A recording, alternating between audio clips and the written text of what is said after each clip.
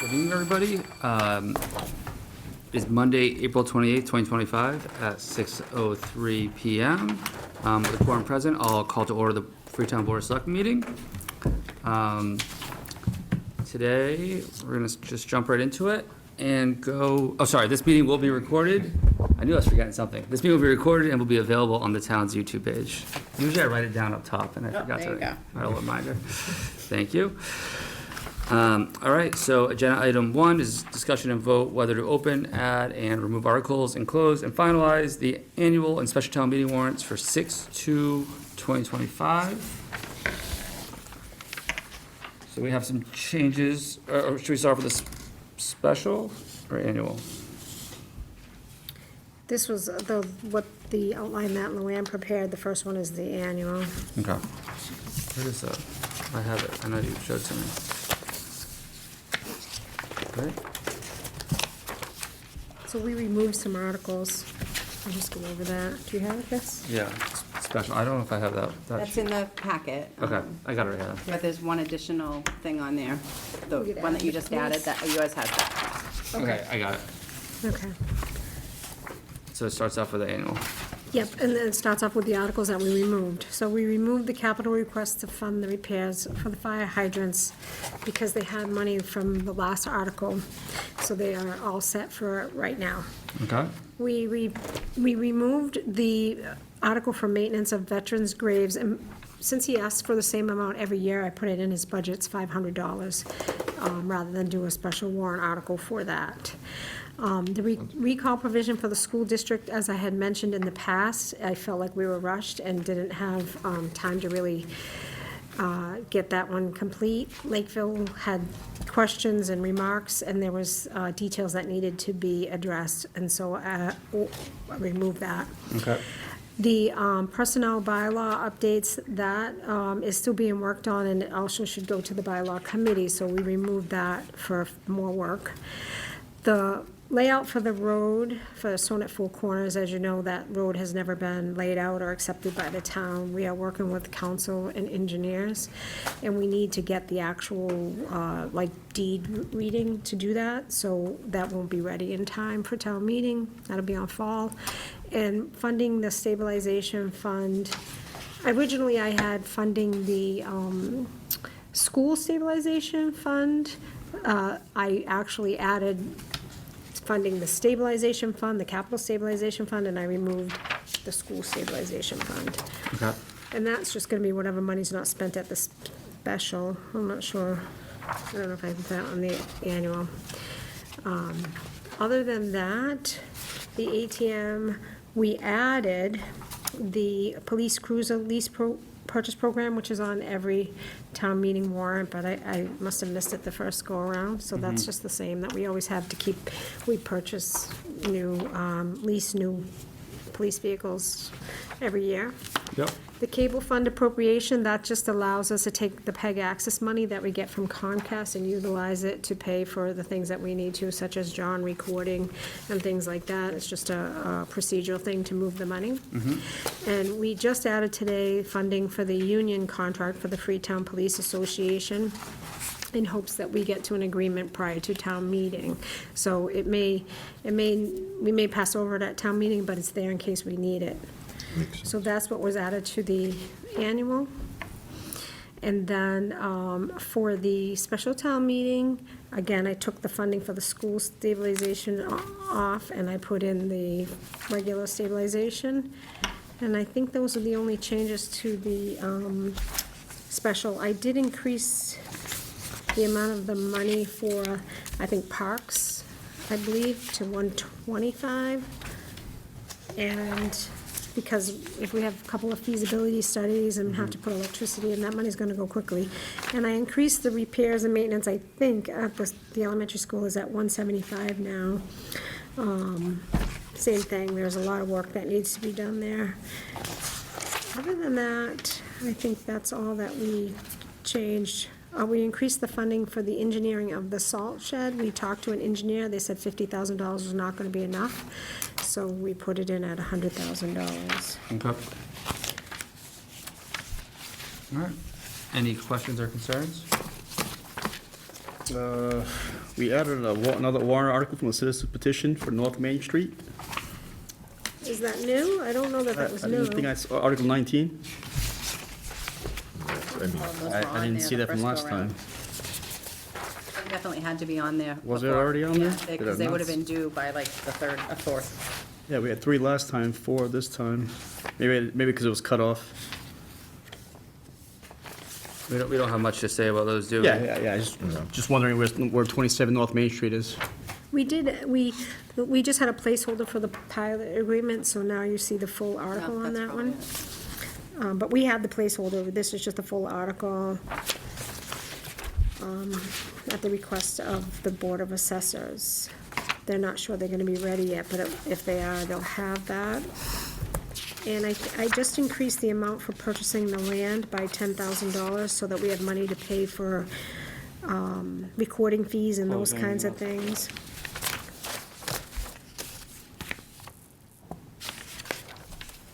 Okay. Any other questions or concerns?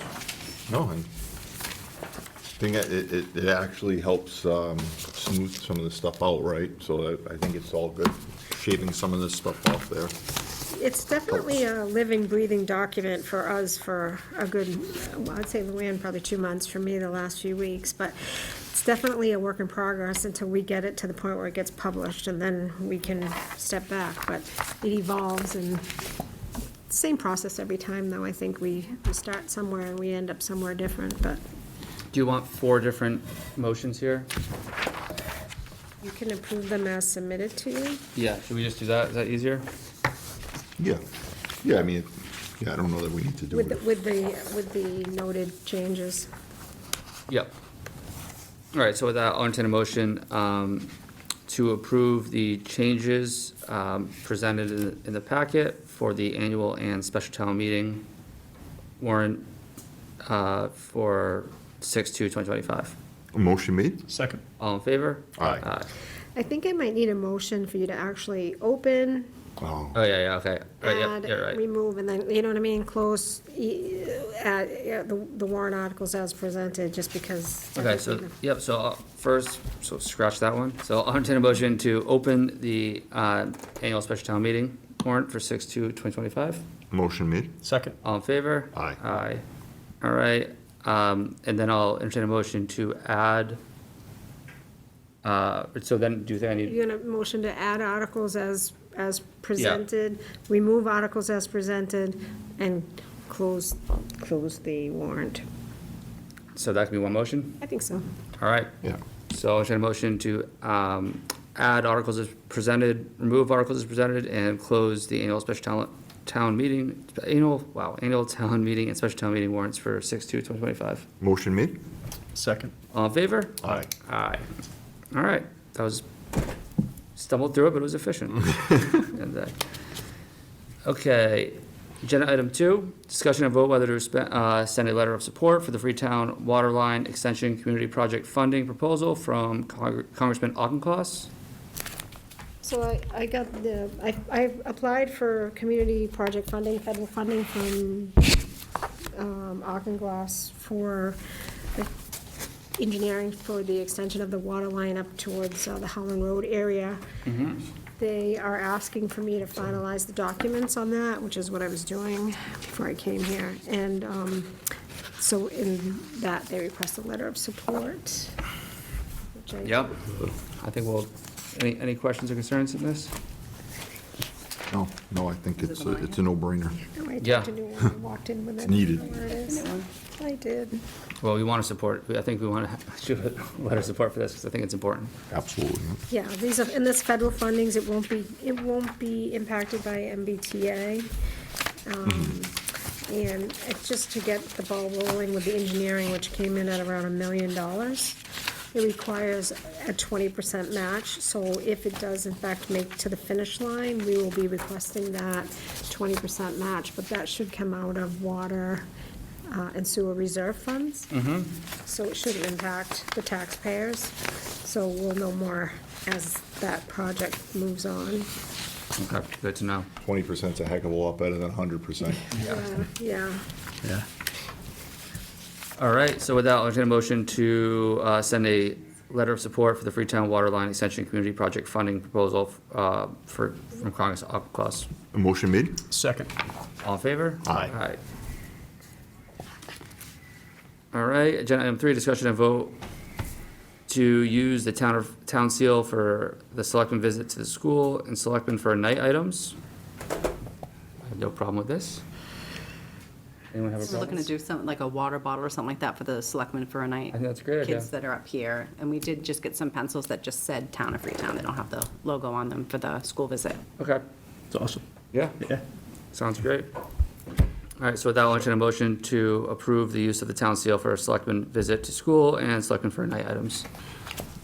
Cheryl, you don't have any issues with this, right? Because you're technically the keeper of the seal, right? So-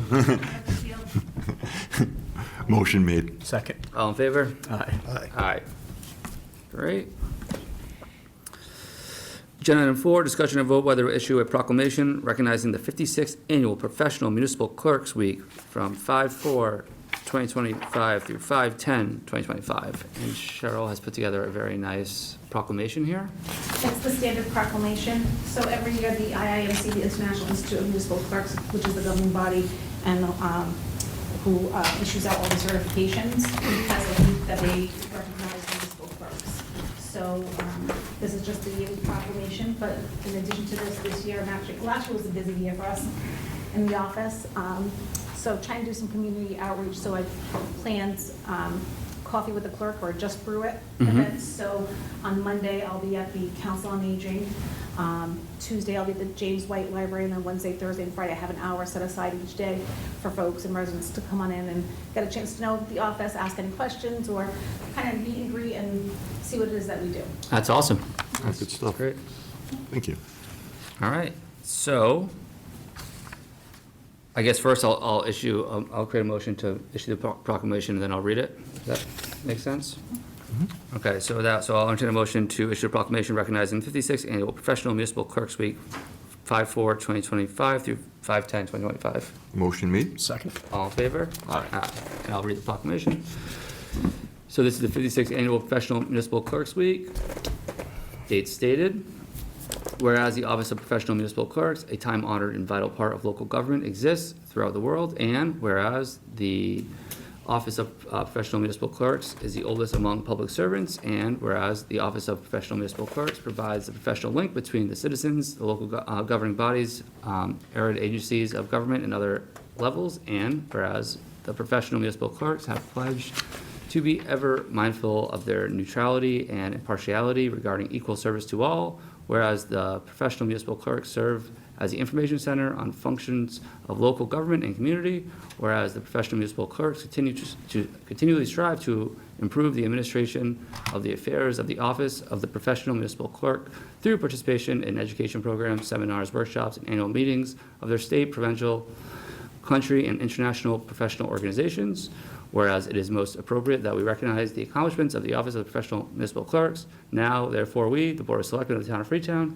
do recognize the week of May 4th through May 10th, 2025 as Professional Municipal Clerks Week, and further extend appreciation to our professional municipal clerks, Cheryl Estrella, and all professional municipal clerks for the vital service they perform and their explanatory, wow, I can't say that word. I was doing so well. Dedication to the communities they represent. Dated this day, 28th of April, 2025. Perfect. I don't know why I can't say that word. Exemplary. Exemplary. Exemplary. There we go. Exemplary. All right. Thank you, Cheryl. I almost got it All done your hard without work. messing it up. We Yeah, do we appreciate appreciate it. Yeah. Yeah. Yeah. Some days I wouldn't want to trade space with you, but it's really appreciated for what you do. All right, so now I'll kick it over to personnel. All right, thank you, Mr. Chairman. All right, Personnel Board, item number 5. I'm going to skip down for a second because I can't remember the answer or why. So as I read the other ones, hopefully it comes back to me. So, all right, so number 6, discussion and vote whether to update that appointment date of Craig Cabral to the Scholarship Committee to be effective 4/14/2025 through 6/30/2026. Any issues, concerns, or comments regarding Mr. Cabral to the Scholarship Committee? No. All right, pretty straightforward. I entertain the motion to appoint Craig Cabral to the Scholarship Committee effective 4/14/2025 through 6/30/2026. I'll make that motion. I will second it. All in favor? Aye. Aye. All right, item agenda number 7, discussion and vote whether to approve the following appointments. A through J, Rob Kovlecka as Veterans Agent Director and Veterans Graves Officer effective 5/1/2025 through 4/30/2026. B, Chad Cavallo as Public Records Clerk, Planning Board effective 4/15/2025 through 6/30/2026. C, James O'Leary to Board Registrars effective 4/1/2025 through 3/31/2028. D, Nancy Durfee as Serped JTPG Representative effective 6/1/2025 through 5/31/2026. E, Deborah L. Petty as Serped JTPG Alternate effective 6/1/2025 through 5/31/2026. F, Jeff Field as Public Records Clerk, Board of Assessors, effective 4/14/2025 through 6/30/2025. G, Jeff Field to Taxation Aid Committee, effective 4/14/2025 through 6/30/2026. H, Dr. Barbara Starkey to Scholarship Committee, effective 4/29/2025 through 6/30/2025. I, Cheryl C.A. Estrella as National Voter Registration Act Coordinator, effective 4/17/2025 through 6/30/2025. And last but not least, J, Patricia DeMonchi, sorry, Patricia, if I said that wrong, to Council of Aging, Library Community Building Committee, COA Representative, effective 4/29/2025 through 6/30/2025. Woo! You guys maybe work today. All right. Any comments, concerns, or questions regarding these appointments? Absolutely not. All right. I entertain the motion to approve the appointments just read, A through J, item agenda 7. I'll make that motion. I will second it. All in favor? Aye. Aye. All right. Back to item agenda number 5. Discussion and vote whether to make recording clerk Nina Dumont as a special municipal employee. I can't think of the answer. I'm going blank on this one. Holds two positions. Yeah, because she That's- holds 2 thank positions you. within the town. As soon as you say it, it's like, yes, thank you. Yes, this is the proper thing to do, holding multiple positions in town. Thank you. Any comments, concerns, questions?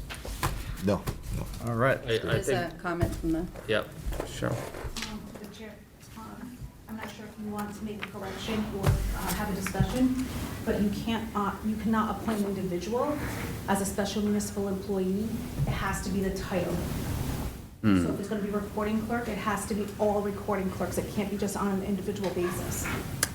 That does ring a bell. And I believe that's what we do as the recording clerks, because it's very minimal, like she might do 1 meeting a month, as opposed to the part-time position she holds with the Board of Health. So I would say you want to make the recording clerk as a special So just, municipal employee. yeah. Position of recording clerk. So the title, it says senior clerk here, right? Or I guess that's the That's what she is right now, but I would just make the position of recording special clerk. municipal, so yeah, recording clerk. That makes sense, Carlos? Yeah, so we're instead of, what we're doing is we're creating the recording clerk as a special municipal employee versus the individual as a Yeah, special municipal employee. exactly. Yeah, literally just removing her name. Correct. Right, so you have to make a motion to change it as the position and then to forward the town clerk the information so that she can forward it to the state ethics commission. I'm surprised we haven't done this in the past, because we've had multiple recording clerks that work multiple jobs within the town. So my job is when I see it and I catch it, I notify the individual and I give them the ethics phone number to call, because it's all confidential and they're supposed to call and get direction from the state ethics commission as to what to do. Prior to filing any disclosures or anything, that's step 1, is call state ethics, and then barring what they say and give them the options, that's probably why you haven't seen it. So I don't know if that was done. I don't know what the answer was. I can only assume that was done because this is on here. But they don't necessarily have to tell me how that conversation ended or what transpired in that conversation. Right, but I mean, we've had for a long time, since I've been here, well, at least I can think of four people that have worked other jobs within the town and who have also been recording clerk. So if I see it, I say, hey, here's the phone number, call, speak to the attorney of the day. They'll offer guidance on what you can do, if you can do it, if you can't do it, if you can do it, or will there be a disclosure or what the next steps are. So I can only. give So that this should just clean, information. us doing this one time will clean it up Yeah. here Like going I said, I'm forward, so then surprised it it hasn't makes been no done. sense, as long as the state Recording approves, clerk, but yeah, not senior clerk. yeah, exactly, yeah. Yep. All right. That said, I believe I'm going to amend the agenda item number 5 to vote to make the recording clerk a special municipal employee. Any objections to that? That's what I'm going to be making a sounds motion right. for. All right? Perfect. All right, I entertain the motion to make the recording clerk a special municipal employee. Make that motion? I will second it. All in favor? Aye. Aye. And if we need to, we can clean it up down the road once we hear back. All right. But do we need to make a motion, you're saying included in that, Cheryl? Just give the director to the admin to forward the information to Yeah. the town clerk so she can report it with the state ethics commission. So you just have to add in the motion? Oh, in the motion? Though. Add it. It should all be in one. Yeah, I don't think it matters. Yeah. Oh, okay. Yeah. All right. Thank you, Cheryl. We'll make sure it gets done and gets sent to you. Yeah. I didn't know if it needed to be part of the motion, that's why I didn't want to set anything back. I'm sure there's room for improvements on a lot of our motions, mine specifically, so, you know. Mine as well, don't worry about it. Next time, give you the full document, I love it. It helps make my life a lot easier. so you don't have to pay. That's right. Makes my life a lot easier. So, I mean, do we start, we can go, I mean, 6 minutes till we start our next meeting, should we start on my stuff? Yeah, might as well. All right, so agenda item number 8, discussion and vote on any updates needed on the ball field leases. So we are actually making good progress. We have a couple of things signed. We do have some feedback from one of the groups. And, you know, so there's some different things that we kind of need to go over about it and make some decisions to send back to them. So, I believe, did you print it out separately for everyone or no? No, I think it's in our packet. You want to see mine? No, I think it's in the packet. So, I can just give you this one if you want. I can just read them. I mean, the first comment, this is from the softball group. thank you. It's up to you. So, do you want to go through it, Debbie, or do you want me to? I can go through the first comment is that the licenses were, talking about football, baseball, that we need to add the word softball, which I did on some, and I must have forgot on this one, so that'll be changed. That's easy. Yeah. The utility bills and counted, I don't know if Carlos can answer that, but I believe the only utility up there right now is electricity, and the baseball has been paying that, so they will need to pay it. I have no idea of how much that bill is. I can try to reach out and find out. It will have to be prorated between the teams that are actually using it. They're gonna have to figure out a comparable way to split the electricity. I can't imagine it's that much money. No. It's, right now it's not.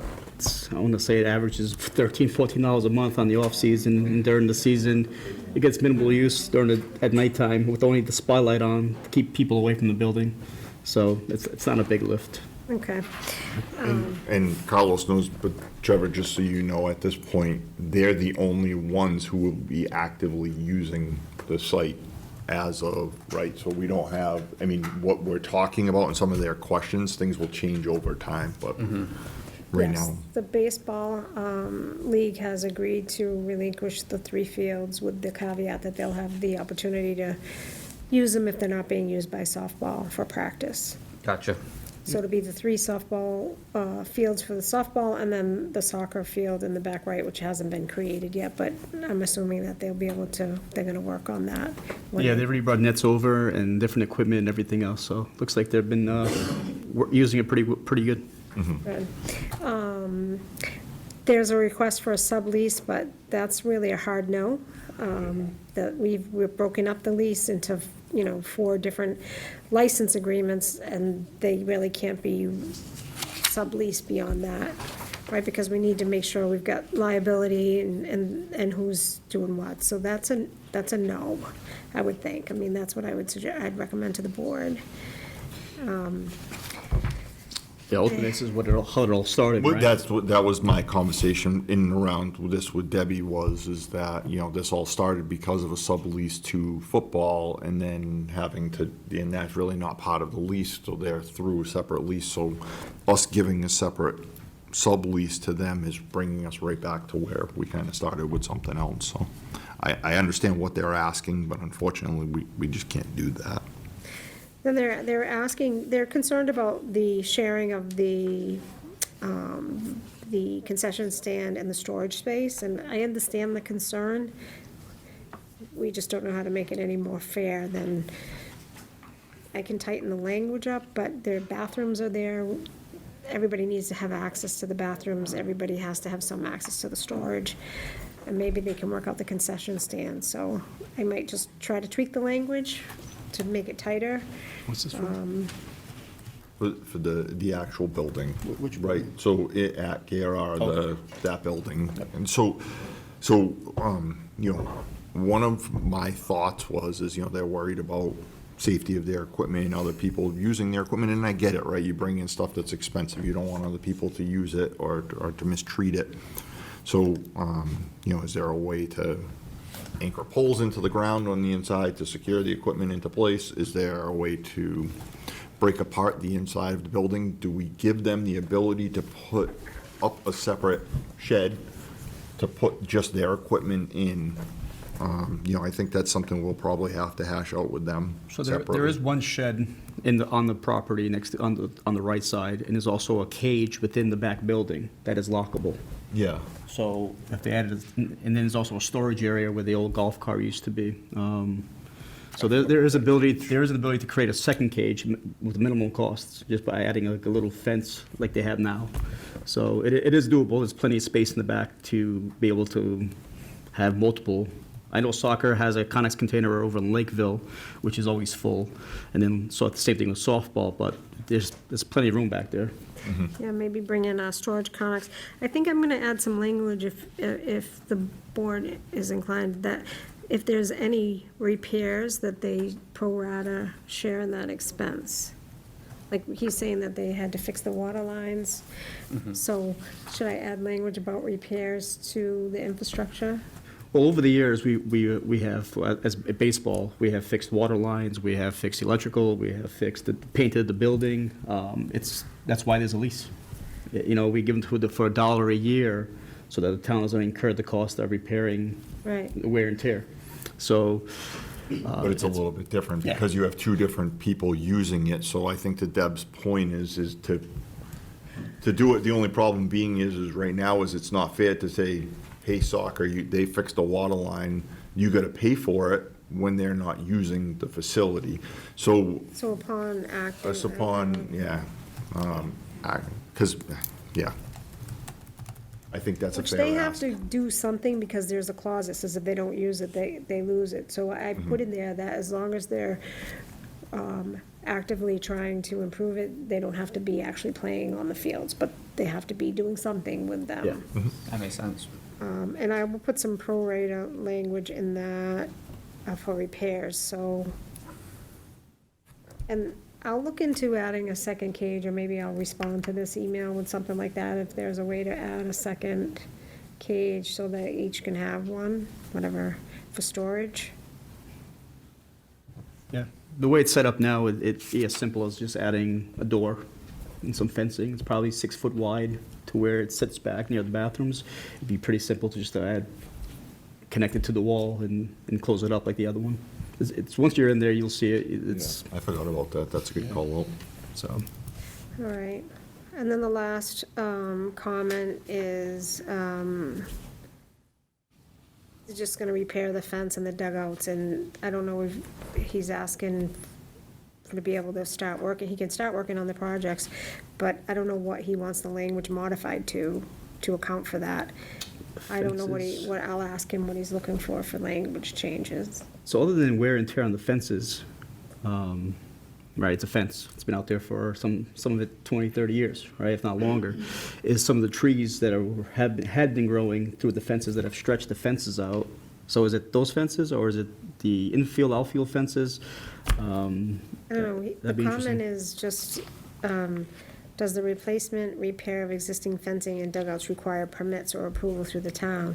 Well, fencing doesn't, but the dugouts will require permits, so I'm not sure. I'll talk to Carl about that.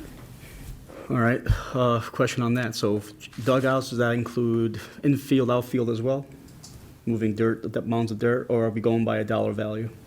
I try to make it simple because I look at baseball, and softball, they repair their fields at least once a year, one field per year, every year, to keep it fresh. I think softball does maybe do similar things as far as maintaining their fields. So sometimes those fields cost, let's say, $10,000. Are we holding them to the state standard for us that we have to go out to bid, or are we saying, go ahead and do it? I think he means like the dugout where they sit. I don't know. Yeah. If they're using a nonprofit and they're using their own funding, they don't need to go through procurement because the town's not using town monies. So it's easier for them to actually get things done than it is for us. Absolutely. And then I will never put words into Carl's mouth.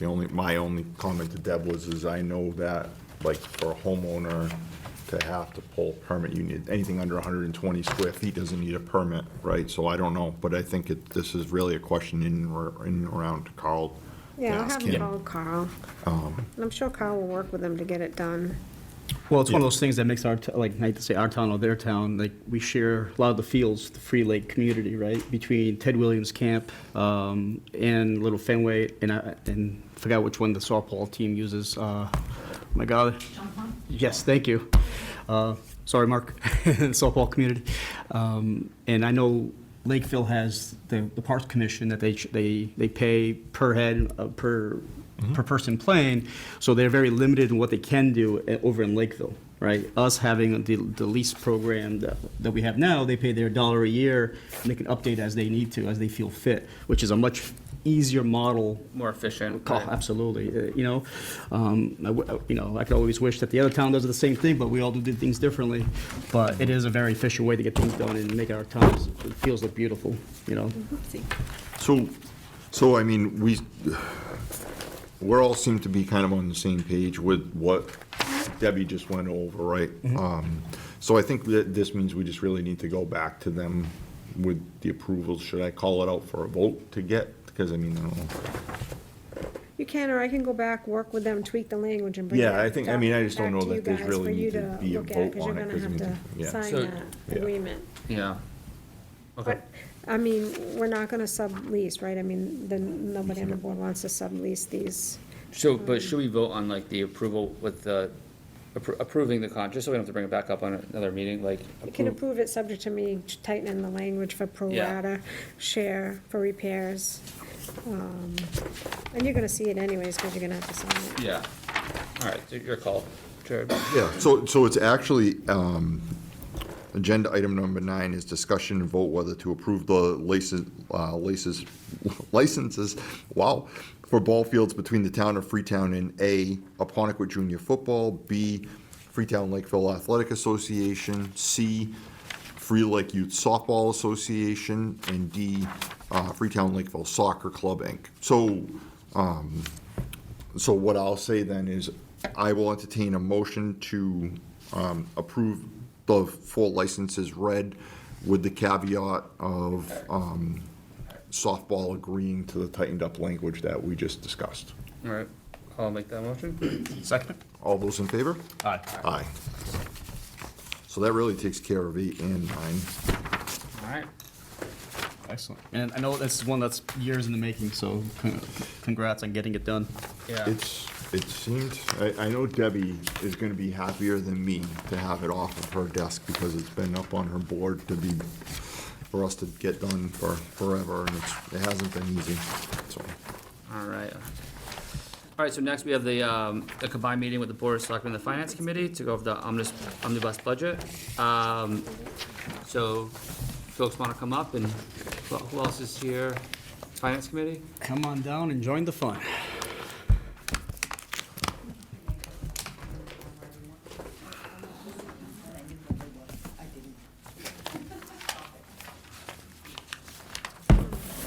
Yeah, welcome back. She'll make copies for all of us. John? Pass it out at the end. we gonna do recommendations with you or not? No, I guess not. No, we're gonna do- These, yeah, no, because I didn't put it on my You guys agenda. having fun today? No. Never a dull day here in Freetown. All right, being 6:38 and having a quorum present, I will call our Freetown Finance Committee meeting to order.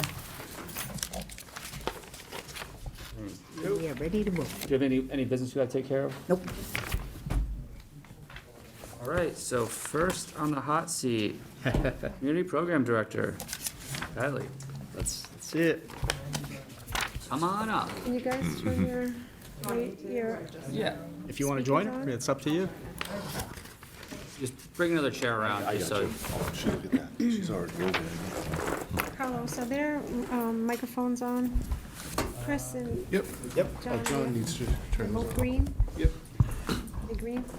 I am green as green can be. Do you want to put yours on? Not really. Okay. Rob's just here to hang out. What number are we at? so it's 699. 699 is Kylie, Community Program Director, and 541, Council on Aging, Rebecca, the Director of Council on Aging. All right, so first, what we've been doing is taking, both boards taking a couple minutes, looking through, seeing if anything jumps out at us, kind of put our questions together, and then put you on the hot seat. And I'm gonna open it up by saying Air conditioned. that our budget is funded as presented to everybody, the FinCom and the Board of Selectmen. The numbers that you see is funded. So that's where we're at. One of the reasons that I wanted to have the Community Program Director and the Council on Aging come in is there's Kylie works part-time as the Community Program Director. She's the one that does all of the programming for the town, the concert series, the Zumba in the park, the paint nights and the comedy show and the things that we've been having throughout the town that people are really enjoying.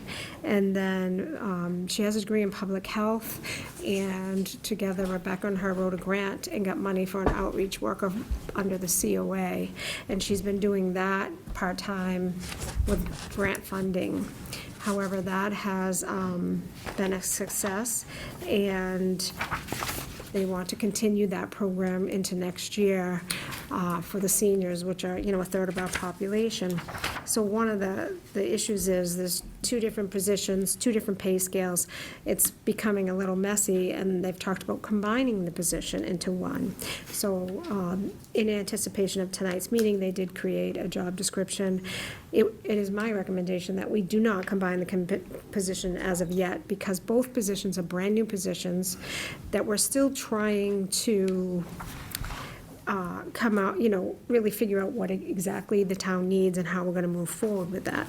That being said, I would recommend that the pay scale be the same for both positions, which will alleviate some of the issues we have with what job she's working at, because she can be at the COA working on programming for the town, and a senior will come in and need her assistance, and then she obviously takes care of the senior, so it's hard to track the timing. In your budgets, as you see for both budgets, it is funded that she would work part-time for one and part-time for the other at the new rate of $29 and change. So that's my recommendation. I'm just gonna give that to you and let you ask her questions about the job and what that looks like. But I think we need one more year maybe just to define how, one of the concerns is she's the department head for Community Program Director. She would work under Rebecca in the COA, and it's just confusing. I think we all need to work on what that actually would look like as a single position. So that's all I have to say, but that's why I asked them both to come here, not because their budgets were crazy or anything, but just because there's some unanswered questions that I think the boards need to look at and help make some determinations on how we move forward. Makes sense. And do you have a strong opinion, I guess either of you, what way we go, whether we combine those roles or just bring up the salary just to make it easier for tracking and probably more fair anyways?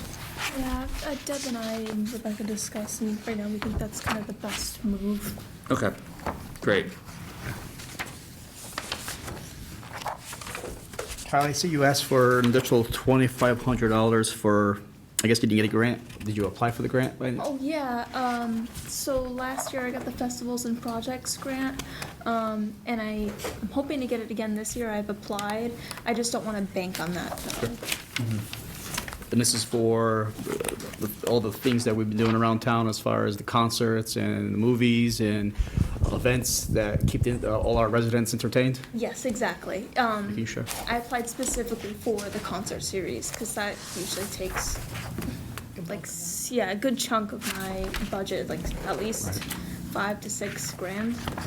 Oh, yeah, $5,600, yeah. Well, $6,500, I should say.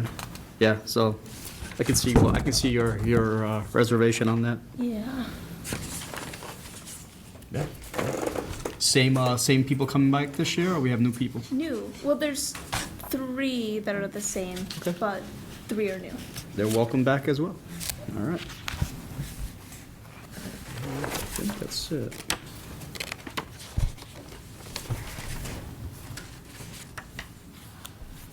Any questions, anybody? Oh, actually, I have a question. The Community Program Director salary, is the $28,464, is that a request? That's not, the previous salary was $22,256. What percentage increase is that? I don't know, that's where we're talking about bringing the salary level funded for both positions. To what? To 28,000? 28,000, is that what you said? I'm sorry, Bob. Oh, it's It's- per- I'm reading this at 28,464, but that's for both positions, is that That's correct? for a part-time of one position, so it's like a combined, I think total it would be around $58,000 for the position for the year. Between both. Okay, where is that reflected? So the 28 is reflected there, and I should let them answer, but the other 30,000 is in the COA budget. So it's split between the two departments, which is 541. It's not a like for like And from this is, last year. this is only, this is, department is only 2 years old, right? 1 year old? 3 years old, maybe? Is it? Well, because Jeff was here before. Yeah, that's right. Maybe just 2.5 years old? Yes. Okay. So Well, you don't, the number here, 28,000, that's not correct. No, that is, well, that's correct, that's the request. That's Oh, no, I the- understand that, but I'm saying, what you're saying is now you have 2 salaries. They're both going to be the same. They're separated, Bob. They're understand, 29, but- they're gonna give the same dollar amount per hour, but they're separate. Let me ask you a different way. What is the total amount for both salaries? That's what she said, 58,000, right? Okay, so 58,000 isn't on the, that's why it's not on the sheets. Yeah, it's 28 here, and then on 541, you'll see 30,000. 30,000, which is the next agenda item. So, Okay. yeah, it's confusing because it's split between 2 budgets, right? So can I ask you about participation? I mean, that's something that I'm assuming will increase, is correct? So what is the participation now as far as the? It depends on the event. So the summer concert series I've gotten the most. That was my first year Yeah. hosting events, and I've worked part-time. And I would say the highest amount of participants I got for that year was 300. But it varies. So for the comedy night, I got 100 people. Outdoor movie nights, 80 to 100 people.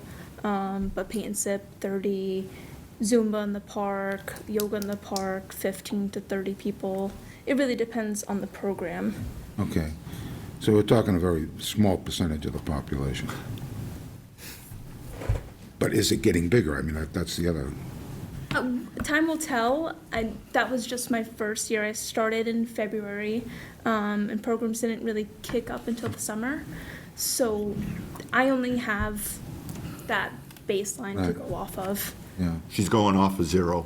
So, 300% increase in 1 year. 300's, yeah, so, and I say it half jokingly, but we didn't have anything, right? So she's bringing something, and I'm not trying to defend her or go No, no, against no. her, but I'm just saying that she. I'm not brought trying to a lot attack of- her. A lot of activities to the town that we didn't have, so. Yeah. I mean, I'll tell you that from my standpoint, I enjoy it, and I hear from other people that they enjoy it. So I'm not. percentage-wise, I get what you're saying, but I think it'll go. Yeah, well, I'm just looking for what's going on, you know, as far as, because you've got other departments that are leaning the same way, according to the numbers anyway. And if we're going to do it, is it a grant that you're going to get for the $2,500? Is that to increase the number of people coming to, or is it advertising? What is it? So the grant is to help sustain the program. It's a festivals and projects grant, which I applied for the summer concert series. I mentioned before, the concert series, it goes from June to August, and it costs about $5,000 to $6,000. So that grant, in hopes, would supplement some of that cost, so that I would have more money to spend throughout the rest of the year, the fiscal year. Okay. So you're going to be adding programs, you're going to be adding things. Yes. Oh, okay. She wants to see you out there, Bob. Huh? She wants to see you out there, especially at yoga. Yeah. A lot of people say that. Concert series is great, though. Yeah. I went to a bunch of those last year. I suspect that now that we've given it more time and people have, they've heard about it last year, and now we've given them more ample time this year to know what's coming, I want to say the numbers are going to increase, especially with the movie nights. It was pretty successful, then it got cold, right? And then it all rained, then it got cold on the second and third, but you still have people show up. But now they're all in the summertime, so I suspect that to grow as well. That all came down years ago when the community said to us, we want more events, we want it to feel like this is home. And this is one of the things that spawned from that, is getting people outdoors and talking to their neighbors again. So hopefully it works. So far, so good. So I just have a quick question. I know you're getting paid from two different budgets. Do you have one job title or two job titles? So you have one title and you just get paid from two different budgets, or do you have like two separate and distinct job titles? Right now, 2 job titles. Okay. Yeah, and it's tricky, right? Like, on the face of it, I think your original idea makes sense of just combining it into one title and put it in one budget. That makes sense, but then when you start looking into it and you realize that one of those positions is currently a department head, the other one is not, so then you get like union kind of situation there, and then it just, and then it just gets confusing. There's not really an easy way to do it. I think both of them have their. And I think the outreach, how new is that, the outreach director? Outreach started in September at 8 hours. So that's a like, week, yeah, so which was that's very nothing. new, and that's why I said I think we need one more year to define what this looks like. They're both new. And for the COA, it's absolutely indispensable. She is my right hand. I could not do what I do in the town without her, and I wouldn't want to. So here's my. How, you said it would be a problem as far as the union. How would that be a problem as far Yeah, as I the guess, union is concerned? I made that assumption, just because I know in other situations where you have somebody, like department heads, like they're, usually not part of the union, right? Whereas the employees are part of the So this- CPA. These are part-time positions, is that correct? The outreach, Yeah, both are part-time, but it Yeah. equals one full-time. Huh? It equals a full-time position, but it's 2 part-time positions, yeah. Okay. So again, It that's. would become That's why I didn't understand why that would be a union issue if it's a I mean, part-time maybe position. it's not, I don't know. No union issue there? I made the assumption just because I know that I've had situations similar in the past where, just the difference between I think in the transfer station, we had a similar issue, right? Well, it's a 20-hour cutoff, is that correct? That makes sense. Okay. That was my question, if it's going to be, where are the other numbers as far as union is concerned? There's no other numbers for union, but the other half of the salary is in the COA budget, 541. Yeah, so I guess we'll jump, All right. can we Well, jump over there to 541? Say again? Can we want to jump over to 541? Yeah, again, I just, This is probably simple, but and the reason well, obviously, I'm not the only one that was confused a little bit here. What'd you say, 541? Yes, sir. I think they might have already answered the question. I think when, in Kylie, in her two different roles, especially when she's at the COA doing events, and something more pressing comes over, let's say one of our senior citizens needs help, or a new senior citizen comes in, she is then pulled from an activity she may be doing to assist the greater need, which is the residents of our town, right? So I think parity or equal pay is what the question is, so that keeping track of the hours and what duties they're performing can get a little difficult. So my question, actually, what are you saying? Are you saying that there's a discrepancy with the hourly wage? Yeah, she was Or is making it two the same different wage? wages. It's not the same wage now, and they're proposing that both her roles become the same wage. Okay, So there's no issue, let's say she's doing one thing, and then so that's an equal amount of hours and an equal amount of pay? Yeah, yeah, Right? yeah. that's what we're trying to say and do, yes. Okay, well, that was why I was confused, because I thought there might have been a discrepancy in the hours, because they're both part-time positions. Right. So they don't fall, there's no union involved here. in No, part-time I was positions. mistaken with that. Yeah, no, I'm just saying. Yeah. Yeah. But, we're thinking about the equal wages, equal pay for the amount of hours each of them do. There's no discrepancy in the hourly wage, but there might be a discrepancy in number of hours that they work, correct? Yeah, I think that, like, Well, right now, there's a discrepancy in Yeah, that. right the- now, there's the a wages. discrepancy, but we're trying Yeah, to yeah, correct the We're trying discrepancy. to clarify. that. Okay, all We, right, yeah. they. Yeah. okay. So we're trying to create stop a future issue to occurring, especially at payroll and everything else, and sitting there trying to figure out what hours or what exactly they did at that exact moment.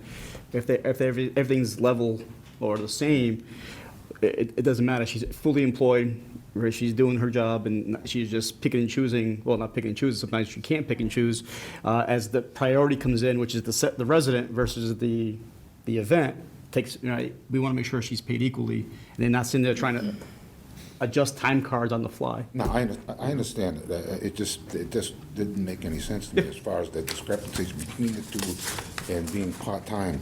Is it equal part-time? Have you allocated 50 hours and each works 25? But then what do you do if it slops over into 28? You know what I mean? Yeah. That's what we're, It's that's just what we're not trying to correct. reflected, it's not reflected in, as far as the job, it doesn't seem to be reflected as far as the job description. And the other question, is there a job description for this? Yes. There is a job. There's job descriptions for both, Okay, all right. yes. So how many hours right now do you work for this as an outreach? It's up to 20. And then up to 19 for community programs. And I just kind of balance it to equal 36. Okay. So if it's in two different budgets, are you going to keep it even? So I'm sorry. 18 and clarify. 18 out of each, where it gets I think it's gonna charged? depend. It's gonna depend on the season. So with honestly, outreach is a little bit heavier in the wintertime for us, and her community programming is a little bit heavier in the summer. So it actually kind of balances out really nicely. But she keeps it at 36, no matter which way we sway, she keep it, which is really nice, the way, if we can make it one pay rate, then this will solve. Right, right. Some of the issue.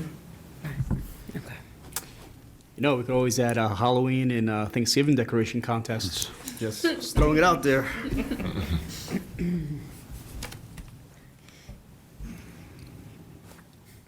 All right. So has everyone had a chance to look at 541, that budget yet? Yes. If any questions? Pretty much level funded for the most part, is what I'm seeing. With the exception of the salary for part-time for salaries, Yeah. which is at the bottom there, that 30,000 number there that I scratched in.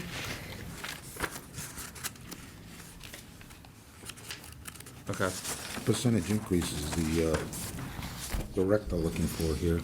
So the bylaw employees were instructed to include a 2.5% COLA increase in their salaries. A majority of them came back to me expressing that they felt like that was not sufficient. And after sitting with a lot of them and reviewing their information, they are a lot less paid than many surrounding towns. Keep in mind that your unions get COLA and step increases, and your bylaw employees do not. So in their bylaws, I've talked to, Margaret and Carlos, the personnel chair, and there's a 2% wage adjustment included in their salaries, plus a 2.5% COLA. So their salaries are 4.5% more than they were in prior. Well, actually, I had a question asked to me the other day, and it was by a senior citizen, even more senior than me.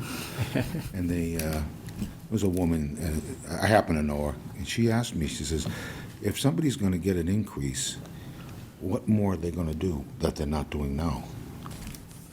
And I didn't have an answer for it. Continue to do their job would be what I would say, right, before they it left. doesn't matter, it doesn't matter on what level you're talking about here. It doesn't matter what the employee does. It's just that if you're asking more money every year, what are you doing to get that increase? What extra are you doing? You're getting extra money, but what are you?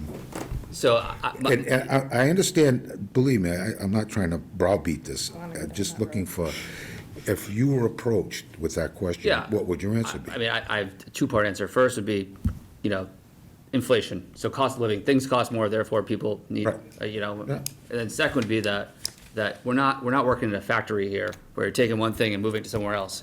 As the years go on, you get more experience, therefore your time and value, your value goes up, right? That's why I'm a consultant, right? I charge a lot more I do now than I did 10 years ago, right? Because I have that experience. So Well, either that or you eliminated the competition. Well, you're also trying to prevent attrition, when you've got skilled labor, you want to try to prevent attrition. So that's why if they're evaluating what other towns around them are making in the same role, you want to make sure that you're competitive so the folks don't leave and go to another town. I understand that I part, but promise you that you don't want to go down that road. does that, Research that I have done, you do not want to go down that road. As far as what people are starting at, and as far as it just, you just do not. It's been a I love typ- our town, yeah. and I'm willing to work here. It's a typical practice in municipal world that the way that you get more money is to make lateral moves to other towns. But it's in not- order to increase your value, I mean, I can understand if it's But an there- educational upward rise as far as that. Or I If have your a master's responsibilities change, Yeah, I was gonna say, you don't wanna talk about education Don't to the wanna do two that. ladies that are sitting I there. have a master's degree in an LICSW. it's No, I not think even that, taking that into account. The value comes with how good they are at their job. They have the institutional knowledge that comes with the time at the job. And if we lose our current staff, to replace them, we have to pay more. So that's like the caveat of all of this. If they I understand leave, then that. I to go get understand. more money in another town, we I have to pay understand. more. So you want to try to be as competitive as possible without breaking the bank. And I think 4.5%, I think some of them could have gone more, but I thought that was fair and equitable because it's across the board and, it's expensive for the town and I'm trying to balance the need of the taxpayers, but we don't want our staff leaving because that creates a whole other onslaught of problems for the town, and we have great employees right now. that's not, again, that wasn't the thrust of my question, to be perfectly honest with yeah, you. you're still- And I did get the first part of this as far as inflation. Yeah. But I understand where you're going with this, but the other thing was, and the other question I got was, isn't there a cap on anything? And obviously, there's no cap on anything. No. So I can just, No. but, and I did get that question, so. Yeah. Well, it's one of those questions I would ask her, like, have your attendance increased? Has your morale increased? Has your programs increased? Are there more faces coming in, right? Just a little bit. So those are the questions I would let the resident know is, the COA of years ago to today, it's in many ways night and day. I understand everything's moving upward. Yeah. And the way I personally look at it, I start looking at down the road 18 months in the economy, what it's going to be like. I don't know. I think I talked to a banker, today, and she told me that in the past month, they haven't been writing any loans. Very, very, very, very few loans, not even car loans. Well, that's interesting, because my wife does mortgages, and it's quite the opposite. Really? So, Again, it's a big operation, and she was saying that just, it's not happening. And It's nowhere close to where it was, or even at the downside where it was. We So can't- people are just, I think people are scared of spending any money because they don't know what's coming. There's a lot of, I believe a lot of folks on this side of the table, such as yourself, are scared to spend money as well. We're trying to Absolutely. save as much as we can, but at the same time, be as fair as we could possibly be with our employees, right? Like, do these employees, all employees, from police, fire, teachers, everybody deserve 10, 20, 30%? I say yes. We can't- Unfortunately, that's not, I that's, unfortunately, we just don't have that. I understand. So- But again, when the questions come like that, it's it's very difficult sometimes to explain it from my standpoint to their standpoint. As senior citizens, they're on a fixed income. They're getting pounded from every direction. And what they're looking for more is relief. But when it comes to that, there is no relief. There's never going to be any relief. There's always going to be an increase in taxes. There's always going to be an increase in all the rest of the stuff. What I'm looking at is all the other things.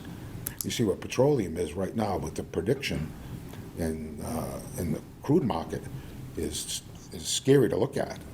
And if that happens, then it's going to be something else on top for the seniors.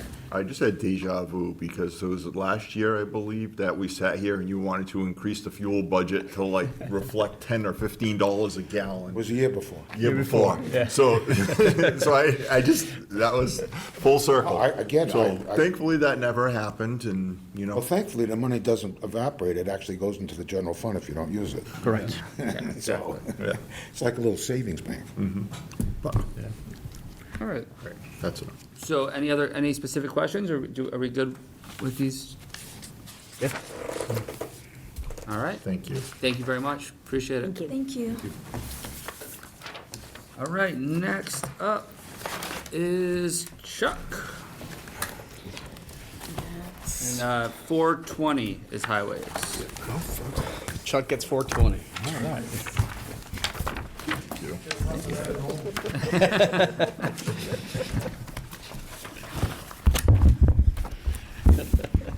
All right. I'm an elected official, leave me alone.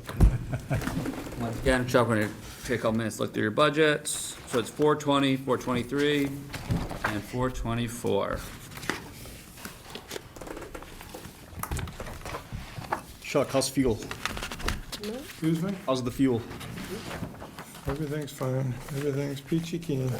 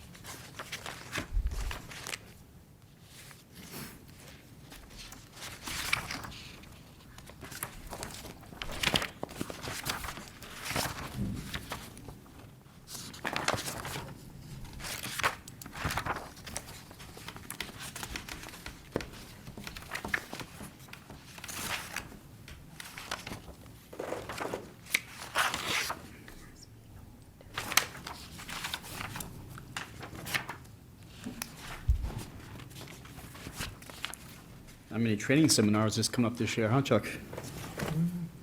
We've been busy doing other That's right. things. School and baseball fields and pickleball courts and By the way, the highway department yard, and we've been pretty busy. yeah. I noticed though, that problem telephone pole, right? Those things were new, right? Mm-hmm. I was like, Chuck, you did it quick.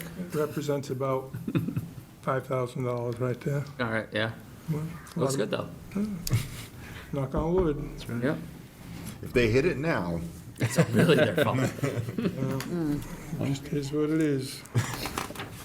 All to make everybody happy.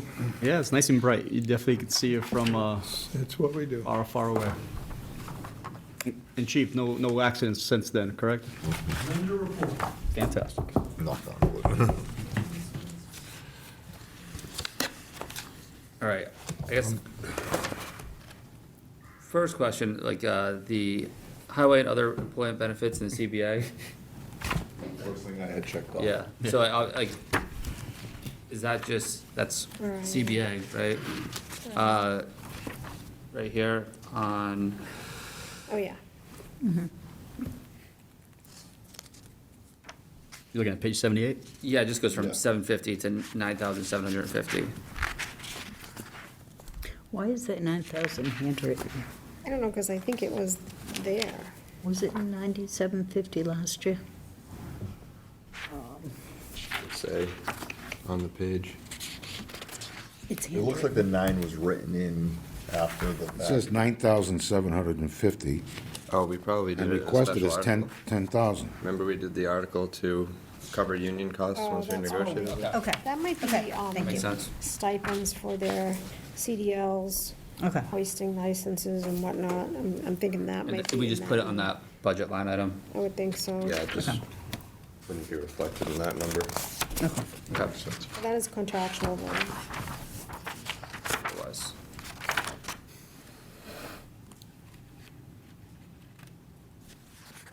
Alright, Chuck, your budget also went up for salary for yourself, 10%. 10%. Yes, sir. I was asked to do a survey, which I did. Surprise, surprise, Freetown's lowest paid highway surveyor in the area. Berkeley at 89,000, Mattapoisett at 91,2, Westport 91,5, Lakeville 97, Rochester 97,3, Acushnet 108,5, Dayton 112, and Wareham 144,9. I'm just trying to get on the right playing field. Just so you know, you should have that survey in the back behind his budget, in that, the last page of that budget, 240, 420, you should have the information, so you can look at it. Oh, it's a large percentage, but it's not really a large dollar amount for the amount of money that we've saved this town in the last year, just on various projects. We easily saved 150,000 at the COA. We easily saved $100,000 at the school last week. Absolutely. Again, it's one thing you've never heard from the highway department is no. It's always yes. I will attest to that. Unfortunately, majority of the people here have never been to the highway department. They have no idea what the highway department even is or what we do. The question, the answer is there's nothing that we don't do. Whether we play musical chairs down at the town hall and we move employee A to over here and back and forth and up and down and side, who moves all the crap? That would be the highway department. So, again, I know it's a big number. It'd be nice if you guys would support it at town meeting. If not, I think it's gonna fly anyhow, so, again, it's not a huge number. I think for the amount of money that the highway department, not just me, but the workers, what we save this town is astronomical. Yeah. Again, you've never heard no from the highway department.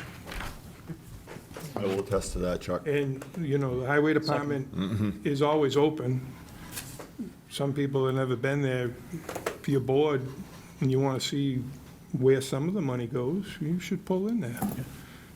Pull in there now. It looks like $1 million. I know, I noticed it looks really, We finished paving it on Friday. It's phenomenal. Yep. And it's coming together.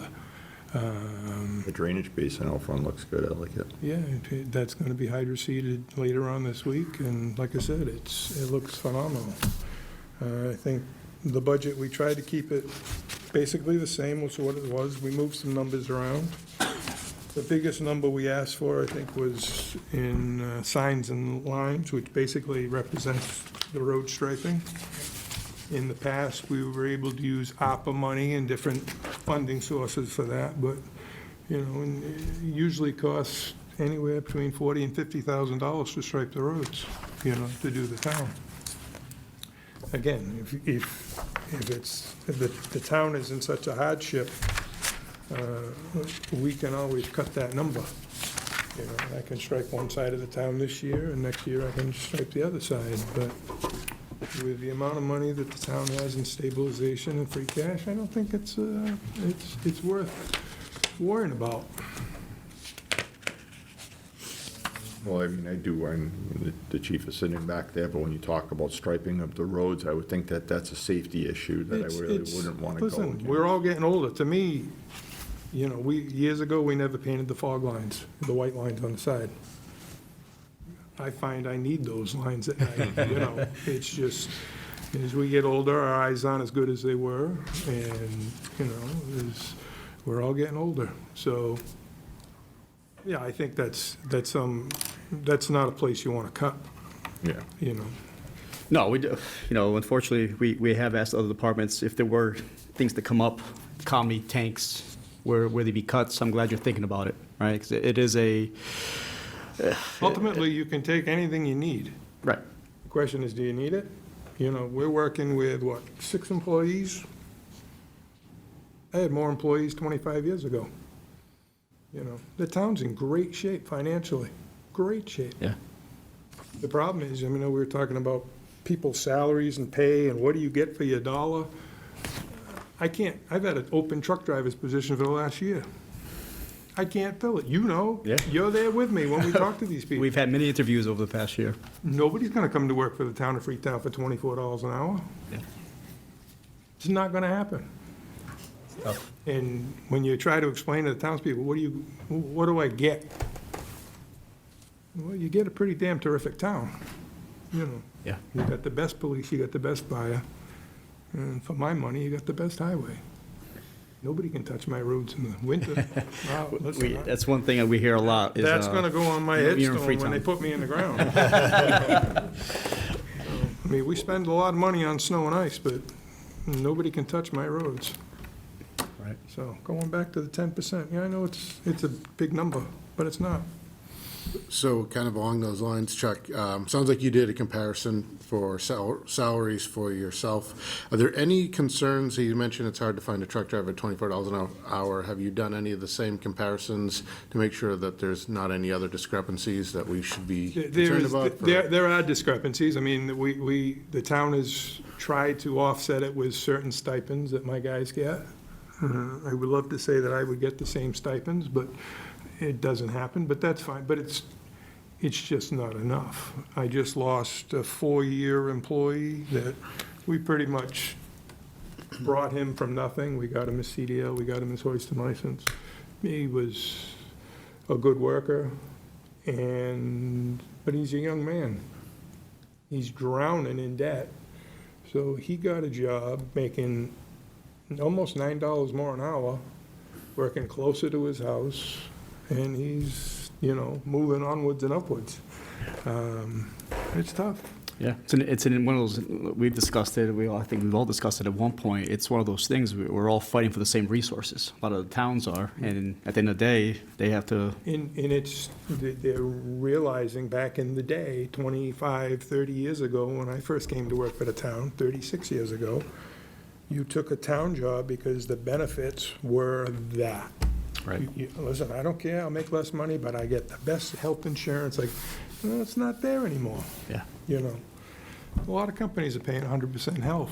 A lot of companies have all the little, they have glasses and, you know, all the things that go with it. So you don't have that edge anymore. Right. Oh, yeah, they definitely cut up, that's for sure. You've got the stability. That's what most of us are here for. But the reality of it, we're starving.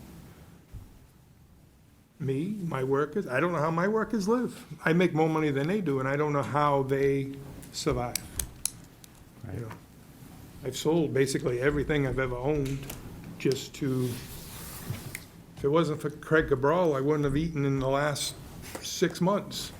You know, it's just, you know, it is what it is. He's always buying stuff, I'm sure. Well, no, but I mean, you know, that food pantry, as much as sometimes it's a burden Yeah. to me, because Craig calls, hey, I need this, can you do this, can you help me here? Yeah. Absolutely.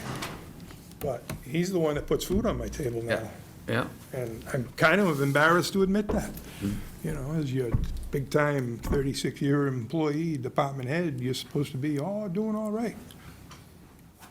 I get it. There's no shame in that. Yeah, it's, Oh, there is. I mean, I understand what you're saying, but don't. It's. I thought you were saying Craig was buying all the stuff you ever owned, because No. Craig does that too. No, but it's just, like I said, as far as the wages, the town, most of the town employees are suffering. But, I mean, I'm gonna hold true to the 10%. I wish the selectmen and the finance committee would recommend that at town meeting. It would make it that much easier, but you do whatever you gotta do. All right. Any other questions? Appreciate the honesty. Yeah. It is what it is. See you this week. Does everybody have that survey? If not, I can just. Yeah, Yeah, it's in there. Yeah, it's You it. do? All right, because I can give you my copy. Wareham, wow, huh? Well, Wareham, big place. Yeah.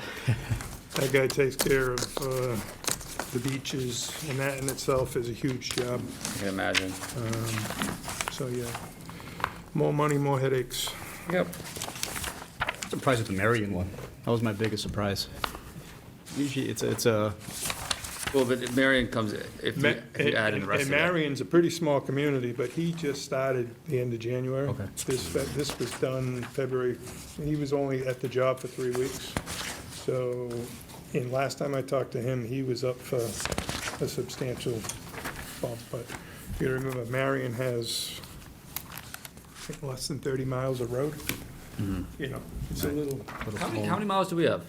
I don't know if I ever- depends on who you talk to. Yeah. According to the state, state says 77, 78. Okay. It's more like 100, 107. Wow. 2,300 catch basins, manholes. It's the largest, the infrastructure of the town is the largest thing the town owns. It's the most expensive thing the town owns. It's just, you know, last year we did $1.1 million in paving. Should be pretty close to the same this year. State aid, chapter 90, much as I shouldn't say it, I dislike her, but Maura Healy's been good to a lot of the municipalities as far as giving us funding. Yeah. So, you know, this year will be another boom year for the town. We're looking at another $1 million in paving this year, so. Chuck, just before you go, I asked this last year, I'm gonna ask it again, because I'm trying to plan the best I can, because we know we're gonna get hit with the BP budget. Capital expenses, I know we're in good shape, we're doing engineering for the salt shed. Anything else that you foresee in the near future for capital? Big dollar items, we're probably gonna need a new street sweeper next year or the year after. It's probably 3.25, I would guess. 300 a quarter, 300,000 or 3 million? $3.25. They come from China. Those little hands do good things. Yeah, well, Yeah, but it's I not right. would think that's the next big ticket item. Other than that, we're in pretty good shape, Okay, you know. and I knew about that, so. The yard, Yeah, the that yard came up last year. project is huge. I mean, and that went together pretty well. Yeah. That was basically done in 3 days, so. When we do the engineering around the salt shed, will we come up with different solutions where maybe it makes sense to not spend on a permanent structure and do more of like a cheaper solution, I guess, because we're talking about $1 million for houses for the shed, The cheap- for salt, rather? The cheaper solution are those tents. Yeah. Rochester put up 2 of them. It's just over $1 million. Really? They're really not that much cheaper. Wow. And my 20 years, I'll be dead, I don't care. But I look at it this way, it's a tent. Yeah, no, absolutely. But if it's close in price, then it makes no sense to not do it. I'm just thinking about to tell the townspeople that we're spending $1 million to house road salt. Makes You're people gonna scratch get their to the head. point where you don't have that decision, where environmental partners we just spent $150,000 Yeah. to pave the yard because environmental partners told us to. I thought that's what you were gonna start with this Environmental conversation, to partners be honest wants with us you. to build a shed just for the pile of sand that's outside. They harp on me every time they come, which is 4 times a year. because they're concerned about the sand that blows when the wind blows. And they're like, well, can you cover it? No, I'm not gonna cover 3,000 yards of sand, you know? Again, what's the longevity of a tarp? You know, the wind blows, it rains, whatever happens. So, you know, ultimately, what they want is a separate building. I would like to put up one big building that could house both the sand and the salt. You know, we ran into a problem this year. We put 3,000 tons of salt out to bid every year annually. We can't store 3,000 ton. So we buy salt as we use it. So if every storm, I'll use 150, 200 ton of salt. I call for salt. They come, we put it back in the salt shed, we replenish what we use as we use it. This year, we couldn't get salt. We went through a 2-month period where we had no salt. The supplier couldn't supply it. Mass DOT has priority. If 3 ships of salt come to Fall River or Providence and they unload, if the state says that's ours, it's theirs. We're on the back of the bus. We don't have an option. The mindset is, if we get a bigger facility, I can get that 3,000 ton or 2,000 ton delivered in August. Trucking's cheaper, everything will be cheaper, you know, because they're not moving salt in August as a rule. It'd be more beneficial for the town. It's more of an insurance policy, you know. I know Rainham put up their salt shed in 2018. That was just under $1 million. They've got a beautiful facility. It's a wooden building. It's a gambrel, big barn.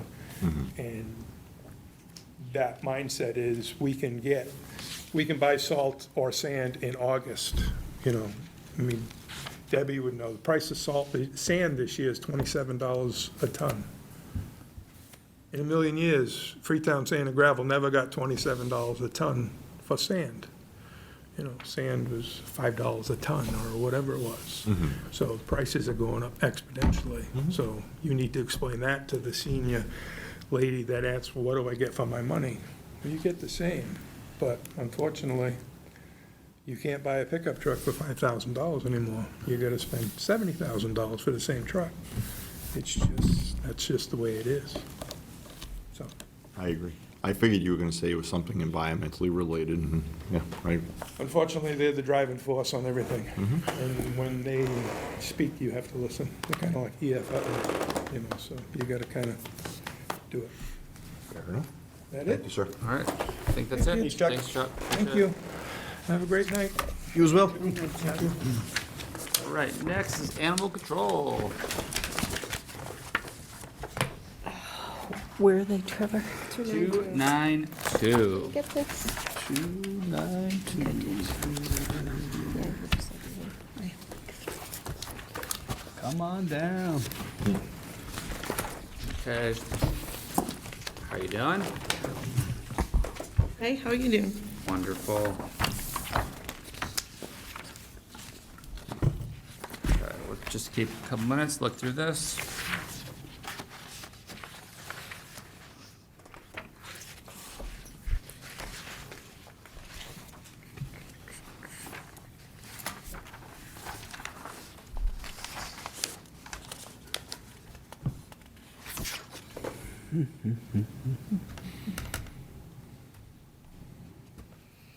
This is the number? Yeah, so this is very similar in that the salary ask was a lot higher. I put in the 4.5% as I did across the board with bylaw employees. And that 41,185 is the number that you see there. But I asked Lisa to come in because I don't know, she had asked for more originally, and I wanted to have her come in. Like I said, most of the department heads asked for more money than even the 4.5%, and I felt it would only be fair for them to come before the boards and discuss their backup and the support for their salaries. All right, and then, so everything else pretty much level funded besides salary, right? Yeah, I actually moved kind of some things around. I didn't ask for any more in the actual budget. Yeah. I mean, overall, I don't really ask for much. I had to get a new car because there was a big hole in the floorboard, you know. It was a little cold in the winter. And I love my new car. My new-to-me car. Yeah. I love. But I generally don't ask for much of anything. I don't ask for equipment and things like that. Basically, what I was looking into was, I actually do two jobs as well. It was interesting listening to Council on Aging, because I also am the animal inspector, which falls under the Board of Health. And that has become increasingly busy for some reason, a lot more so than it has in the past. There's kind of a lot of things that went into that, you know, looking for a substantial increase. First 10 years I was here, I had a, which you are aware of, we had that process of, you didn't get a raise until you were here 5 years, you didn't get a raise till you were here, then again, not again until 10 years. I never got even a cost of living raise. So I'm already behind. Some of the things I do, it can be pretty dangerous. Not that money helps that, but would help my husband. You know, I go on search warrants with the department. I don't have an assistant, it's only me. I only work 32 hours a week, but I'm on call 24/7. There's nobody else. I go on vacation, the phone rings, I answer it. There's just nobody else to do that. So a lot of things I can do over the phone, I try to take care of that. If not, a lot of times I can get David in an emergency to come over from Lakeville. But he is not a young man, and he doesn't get any compensation for it. He does it out of the goodness of his heart because he's my friend and he helps me out. So I believe the part-time's still up on the site, right? I think we received at first, going back to the employment thing of the yeah, part-time. I'm trying to think, was it last week or the week before, we got another, Other person? yeah, you know. That's a tough one. Yeah, I mean, nobody's gonna come out in the middle of the night for $20. They're not gonna do it, so, you know. And there's plenty of nights that I've been out for that reason. A drunk driver gets stopped, they have a car, they dump a dog in the forest, I go out and pick up the dog. Yesterday, I drove down to Cape Wildlife because I had to relocate, I had to turn in some baby raccoons that the mother didn't take, that we trapped in somebody's shed. An elderly couple had a family living in there, and she only took 3 of the 5. So, you know, I'm driving everywhere.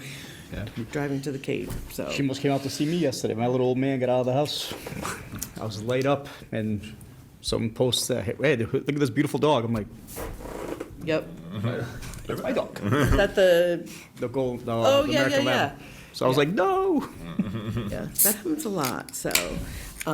You know, I don't get longevity because I'm only 32 hours a week. The bylaws state you have to be 36 hours per week. I do, however, get benefits. I get insurance and things like that, but I've been here 14 years alone, doing it by myself, and I do all of it.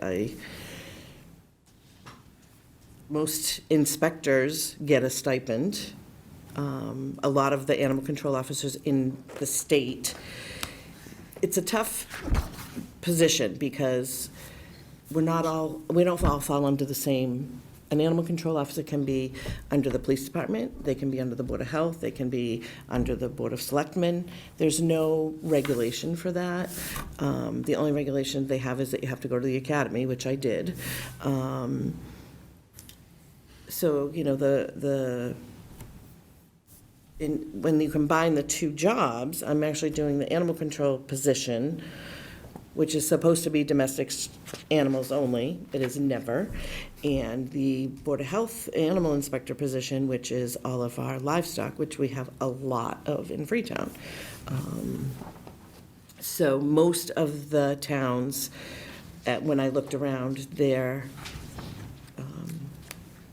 if the town combined the animal control and the animal inspector positions, the animal inspector still falls under the Board of Health, but they got a stipend, because I don't get anything extra for doing that. That's barn inspections, that's guinea hen complaints, that's, loose cows in the road, rabies quarantines, zoning issues. If somebody's moving into town, a lot of people come here because they think it's a right to farm town, which it's not something I'm looking into. But they look at a house and they call me, and we go out because they want to know if they can put a barn on the property or not. So it's a more involved job on top of just being the animal control officer. So you mentioned some of those responsibilities typically fall under the Board of Health. Now, is it a similar situation we had with the folks prior, where there's a different salary breakout in that budget, or is it all in this budget? It's all in this budget. There's no separation at all. Thank you. Lisa, the animal control that you're talking about, animal inspector, that's not in your job description? I'm not sure off the top of my I'm head. not sure either.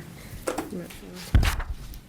Off the top of my head, I don't, no, I I know don't we know. worked on that, Sure. but I don't know. So did you get any comparisons for, like? I did, communities? but it's so hard because, hard. again, Dayton is a small town.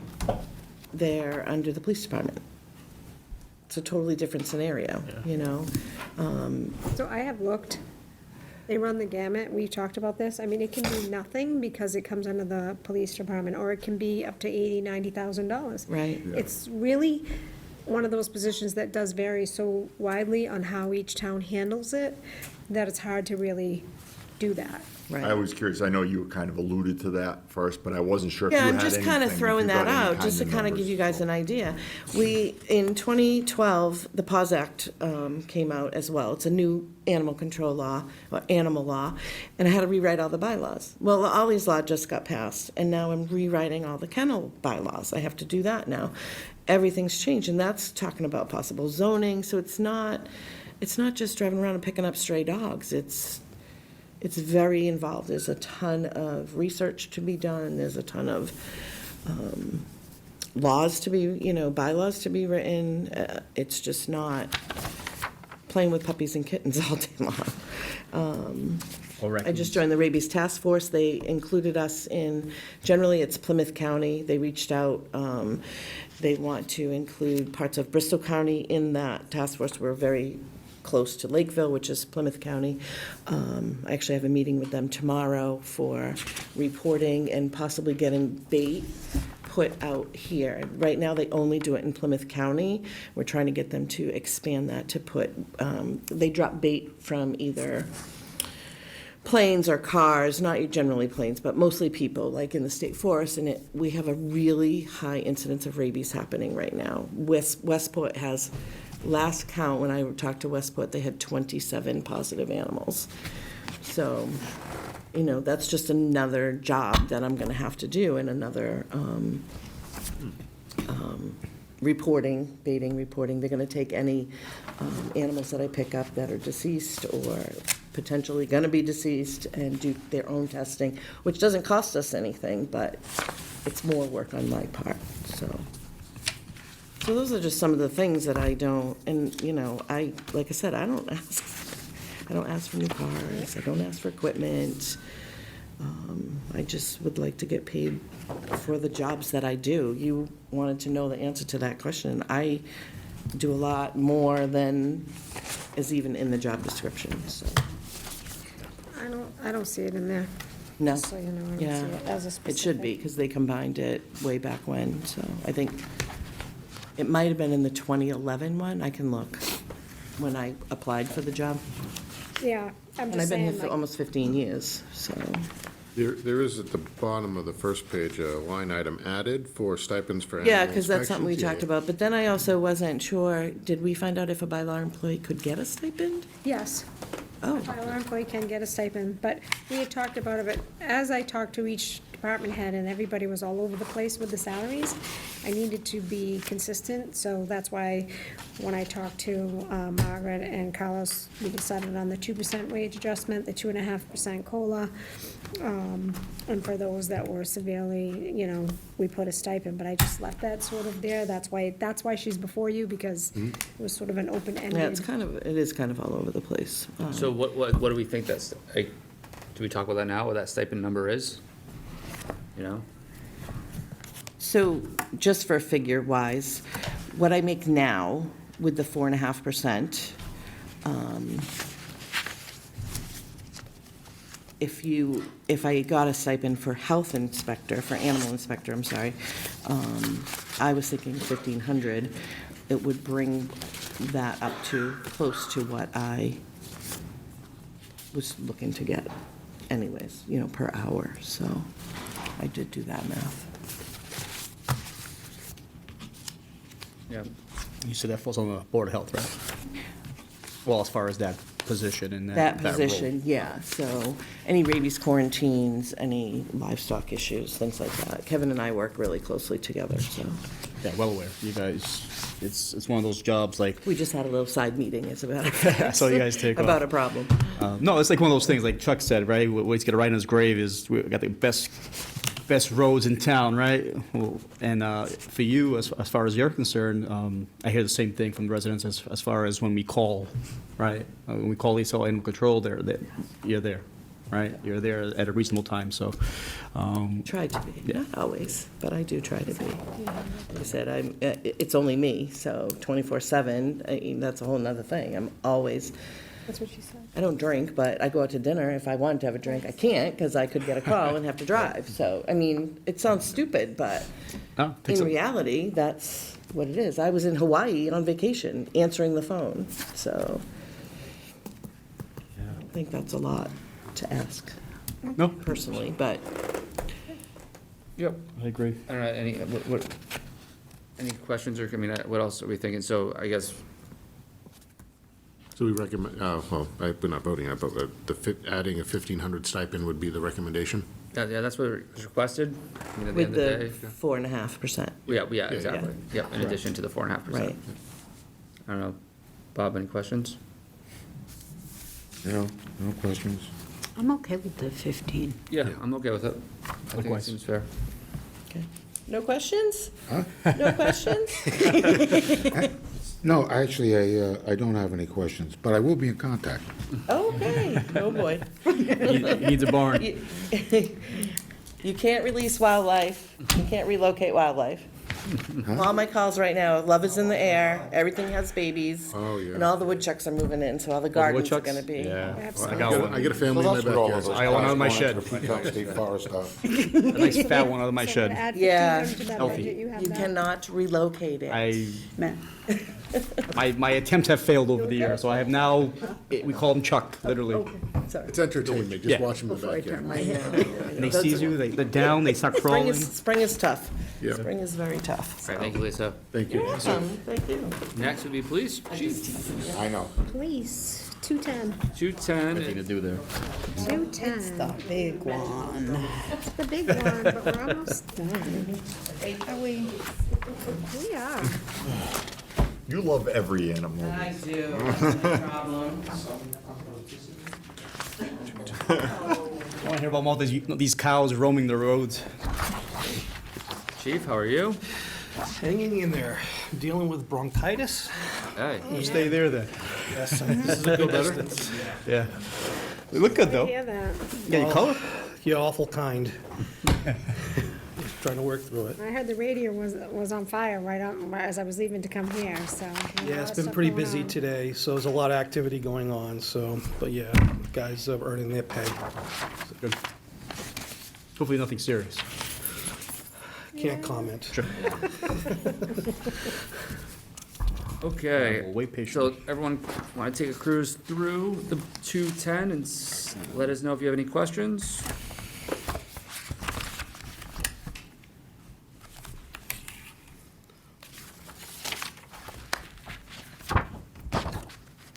I guess, question for you, Deb. I know getting close potentially on the union, Union, yeah. is this number inclusive of No, that? there's no union stuff in that. That'll be in a separate article that got added to tonight's. Okay, that's Yeah, right. Now, I don't know if we'll get there, but I spoke to the union president, and he felt like we're close with language. It's just a money thing now, and I think if we can just hash it out at the next meeting, we might get fairly close, and we may be able to do this by town meeting. You never know, you know what I mean? Yep. So this does not include any raises for the police officers, but we do have money to handle that if we need to, yeah.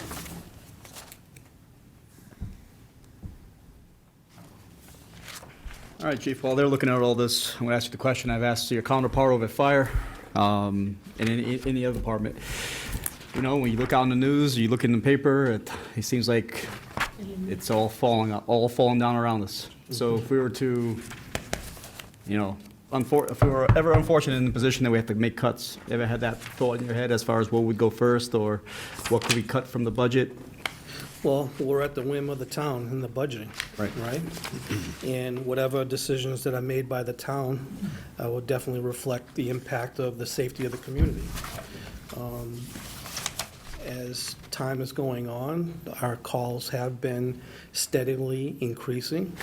The demand for law enforcement as a profession has been increasing. There are mandated requirements that are set by the state. An example is post, that we have to meet, and it gets pushed down to all the other local cities and town governments to abide by, with no funding to support those mandates. So there is a constant impact to our agency in maintaining a standard that's set by the town, by the government in general, and we try to absorb that into our budget and our program to the best of our ability.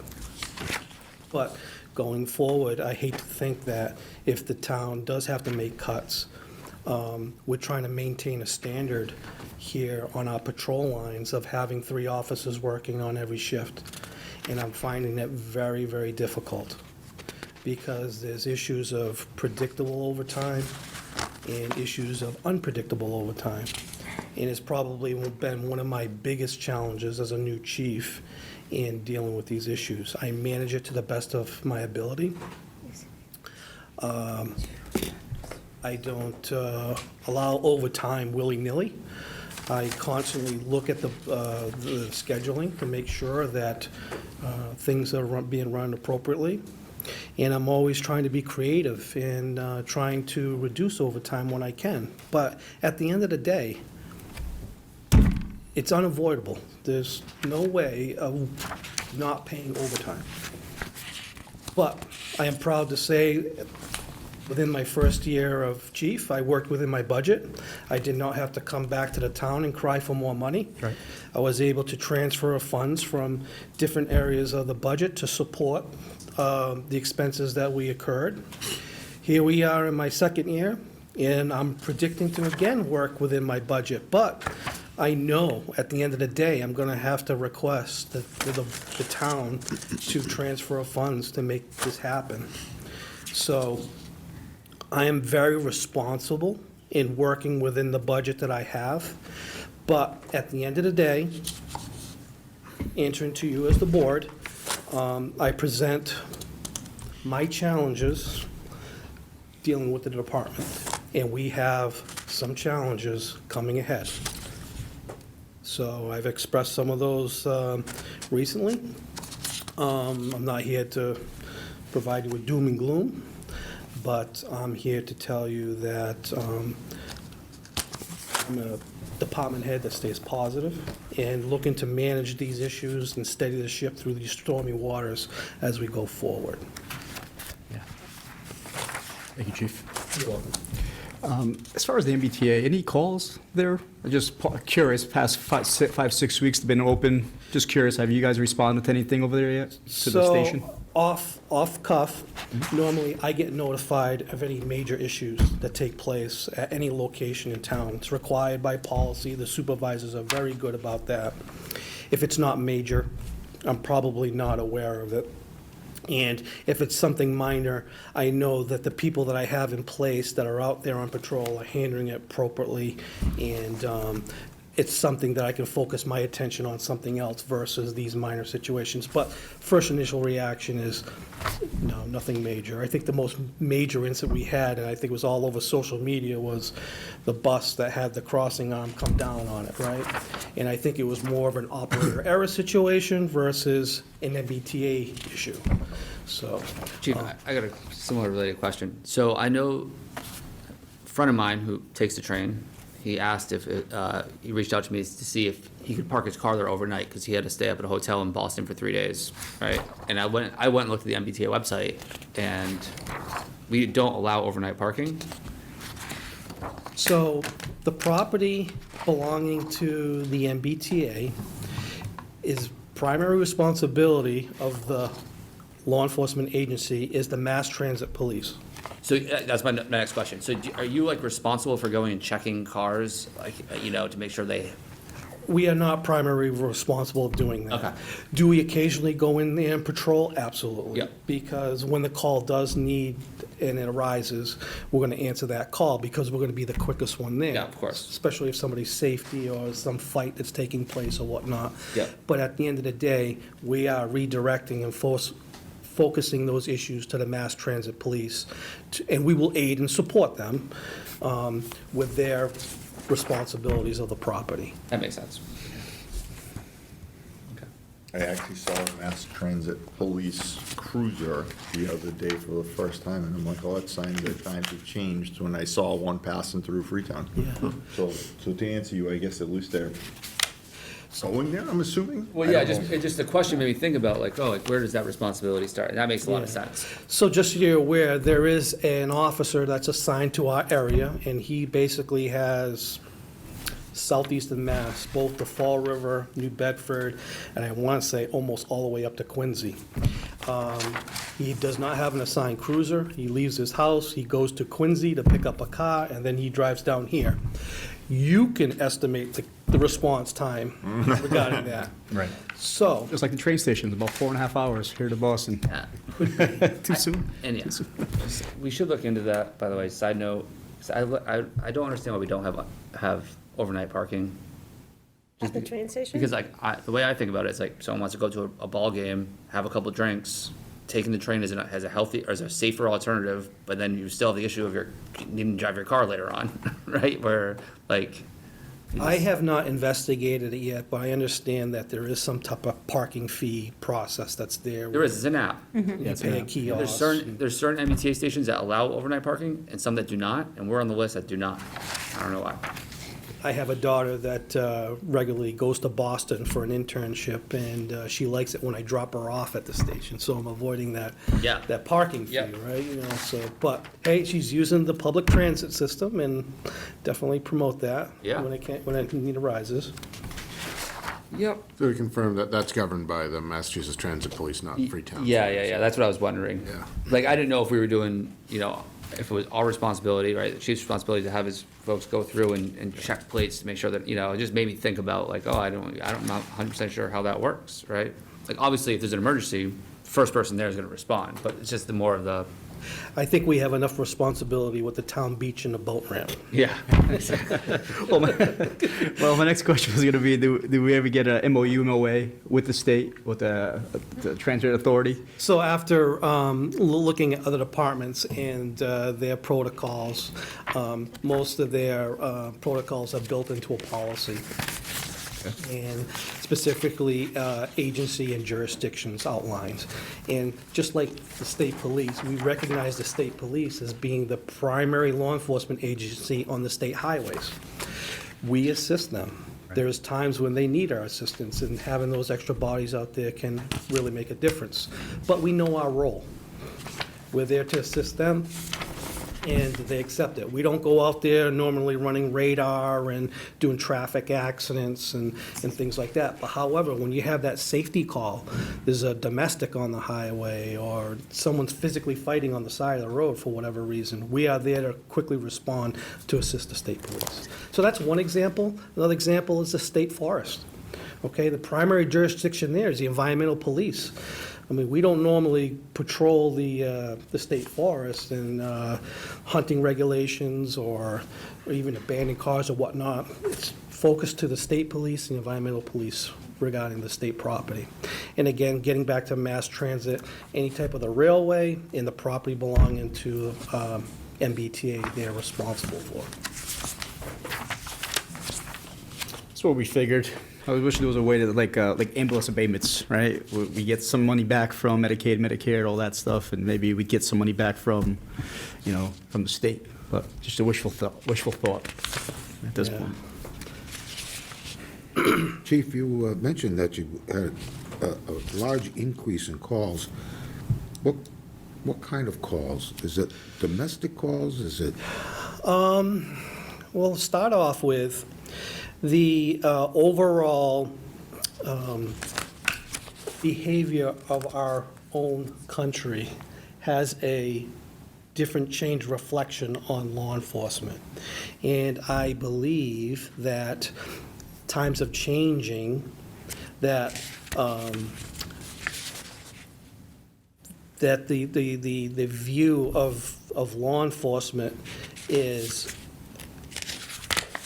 getting better respected than where we were about 4 or 5 years ago. And you're getting calls about that? But we're still getting calls, and we're still getting, my opinion, a lack of respect to law enforcement regarding us trying to do our professional job. So for example, if we're ordering you to stand at a certain location and the person refuses, we shouldn't have to sit there and explain it to you, hey, the safety reason, we need you over there, please comply. They're more willing to resist and conflict with law enforcement. And I just think that we have turned our attitudes and behavior to coddle and defend so we don't have to cause more of an issue going forward. And I just think it's prompting us to react and getting more involved with use of force and making arrests. I'm seeing use of force reports increasing. Why is that? Because we're interacting with these disturbances and we're forced to do our jobs and make law enforcement actions. I'm not sure if it's because of the financial climate, but I'm seeing domestic disturbances increase. So what does that mean? We're responding to these incidents, and some of these things we're mandated to enforce, get people with restraining orders, removing them from houses. It's increasing, and it's disturbing. What percentage would you say that increase? 10%, 20%? Oh, it's hard to say, because things go hot and cold too, but I would say it's a slow progression. And the mandates in dealing with these incidents, we have to, as soon as one call is done, we're going to the next call. There's times, I mean, I have, just talking to a dispatcher today, between 4 and 6 o'clock, it just seems on every day it's off the hook with calls coming in. Mm. Today, we had a smoke investigation, an unattended death, and a domestic violence within 2 hours. 2 hours. And You had 3 officers on shift to respond. and we got 3 officers on shift, sometimes 4. Rarely now because of our current situation with our officers. I have officers that are out injured. I got some that are on leave. It's a challenge. To have 3 officers on a shift is a challenge. We do the best that we can. And I'm a chief. When I became chief, I was told right from the get-go that I am a working chief. I will be there with my men. 4th of July, I'm there. When I order all my men there, I'm there working alongside them. I have no problem scrapping down with the rest of them if I have to. But I hope to maintain a level of officers within the department that I may not have to do that. I am 55, but I will do my job. You'll look a day over 50, chief. I get the same calls between 4 and 7, but they want to sell me solar panels. And you're all over that. I just can't wait. That's 9:31, Bob, right? We're not What I there usually yet. say is, wait, I'm going to tape this call for the Attorney General. That usually ends the conversation. They just ring my doorbell, they don't even call. These, the challenges that you mentioned, could you expound on that just a bit? So, able to maintain, I'm not talking about nationally or even statewide, but just as far as the town's concerned. it's just being able to provide a ready and available service to the community when the need arises. And if you can imagine that if 3 officers are working on a shift and you're dealing with 1 arrest, and our policy says that 2 officers are required to deal with the arrestee. That's the law, isn't it? Not a law, it's a safety issue, not a law. Isn't it a law that when you incarcerate somebody, you have to have 2 officers there? I'm not familiar with the law, but for safety safety reasons, we don't allow that because we don't want an individual to overcome an officer. Right. Right? So that leaves the one and only last officer responsible of whatever call comes in. Sometimes nothing happens, sometimes it does. And we try to manage it as best we can by using mutual aid and other available resources to handle those situations.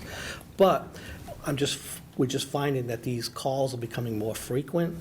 Like I said, the use of force is becoming more and more relevant. And the responsibility of law enforcement agencies is to document all use of force reports. And then if anything that derives a complaint, the state government post is also notified and investigates and reviews. Well, I suspect it's because it's getting more litigious as you go along. I mean, you're not just dealing with an individual, you're dealing with probably a family and lawyers and, everybody else is piling on there. The risk of litigation with law enforcement is every single call. It's constant. It's constant. It's constant. And that's why we have rules and regulations and policies and procedures, because it's a double-edged sword. Right. As long as you perform within the policy, it can be very protective. You work outside of the policy, it could come back to haunt you. All the officers, do they have body cameras? Well, I'm glad you mentioned that, because I have applied for a body-worn camera last year, which we got denied. I suspect that our current climate regarding grants may play a factor in that because of the housing regulations here in our community. Yeah. However, it's not going to deter me from applying for more grants in the future, but I recently found out the grant that was supposed to come out for this month for body-worn cameras was canceled. So I don't have that opportunity to apply for the body-worn camera grants again. But How much money are we talking about here? Already. I recently spoke to an officer about this. If we just got the basics to get up and running, you're probably looking between $100,000 and $130,000. That's getting a camera for every single officer, including myself, the charging units, the extra batteries, and the server that the video would be recorded. Does that include processing fees? No. We would be required to have individuals here to be able to maintain and review if records requests. Yeah. So there's more. Right? It's like an editing process too, right? Because that's what you had talked about the last time is that the strong pull of people then saying, well, I got pulled over and this officer treated me unfairly, and then the person having to go back and get the information and cut it out and be able to send it over, and will become rather large. There is a redaction that's within statute that we have to comply with. And when someone watches the video, they have to okay, it's got to be redacted for this reason, and then they have to, time and energy, money, all plays a role in it. Well, again, it's just, it seems to me, I mean, depending on what our responsibilities are as far as situations like that, it might be insurance, actually, for the town, that they could prove that somebody's in the wrong who was asking for $10,000 because they stubbed their toe, Right. It just seems to me it would be in the best interest of the department, too, to protect the officers. Well, we have, the district attorney in our area is promoting the local law enforcement agencies to get body-worn cameras. And over the past several years, we have had a number of police shootings very close to our community. Lakeville. Right? Lakeville, Acushnet, Fairhaven, Rainham is probably the most recent one. And they've all been very fortunate to all have body-worn cameras, and it's expedited that whole investigation pretty quickly because of the body-worn cameras. Not that the saying that would work against the officer, he didn't, but it definitely it's a piece of evidence that can support and protect. Actually, you're just trying to validate his procedure. You've got a procedure for pretty much every situation. They're not all encompassing because every situation's different. But I mean, it really protects the officer, I think, in the long run, if he uses the correct procedure. Right. You don't want to wind up on YouTube, Right. I actually love watching body cam footage. I watch it all the time. There's so many. There's just so many. All right. Any other questions, budget related? No. This is a pretty level-funded budget. All right. And all the explanations are pretty comprehensive in the back, too. Yeah. It all makes sense. Absolutely. Yeah. All right. Thanks, Chief. Thank you. Anything else? What about guys? communications? Yeah. Town wide Sorry. fuel? You're right. Good. Sorry. Nope. Thank you. 215? Oh, townwide? It looks like you came loaded as a bear. Well, I didn't know what to expect. I think he's jumping at townwide fuel. I think between the board and the town administrator, Well, tell her. Oh yeah. Sorry. 215. You're right. we had discussed in the future of potentially making a second lieutenant's position within the department. And I haven't got any solid feedback, but obviously with this budget, it does not reflect that. But I'm probably going to push in the future that a second lieutenant's position is needed within the department. I have sergeants that are working, a sergeant that's working out of class, and we really need to make some adjustments. So that'll be for another topic at another time. Yeah. And maybe if I'm here next year, we can have that discussion. Oh, well, let's plan on it, shall we? Well, I hope so. All right. So we got. It looks like 215 communications. Total increase is 35,000, 6.6%. Is that what I'm seeing? Most of that's in The tower lease. tower lease. Yeah. Right, which was a fixed number, Can't do yeah. anything about that. It's been in articles in the past, and that's why you haven't seen it in the budget line items, really. I'm proud to say it's one of the best investments this town has made. Yeah. Communications is impeccable. Impeccable. That's awesome. So It's great to hear. It's come full circle since you showed up to my neighbor's house for a false alarm, and I got to learn how bad it was. That's a true story. The first time I realized how bad it was, our now chief showed up to my neighbor's house for a false alarm, and I got to witness him trying to talk on his handheld back to dispatch and see how bad it was. And he was like, this isn't even bad right now. And you see them like, yeah, so. Yeah, mine was at the Four Corners during the 4th of July parade, a fireworks night, and then the officers knocking on doors, see who had a house phone. So they can make a phone call to dispatch. Yeah. Yeah. That's all I needed to hear. Yeah. It's, I'm glad to hear that it's better, much better. Yeah. So, But from my officers to you, I know they thank you dearly, and thank the town, because obviously it was a, a considerable amount of money to make this happen. So we're I'll very never sell her appreciative. short because Debbie did a lot. Yes, helping thank you. us get that across the finish line, so. That was not an easy project. it was not an easy Very project. complicated, a lot of moving parts. Any questions on the communications? How many officers you got, chief? We currently have 21 full-time sworn, and we have one part-time officer. He's an officer that has retired, but still likes to patrol. So he is available to fill in, but we currently have 22 sworn officers. So you don't have any auxiliaries at all?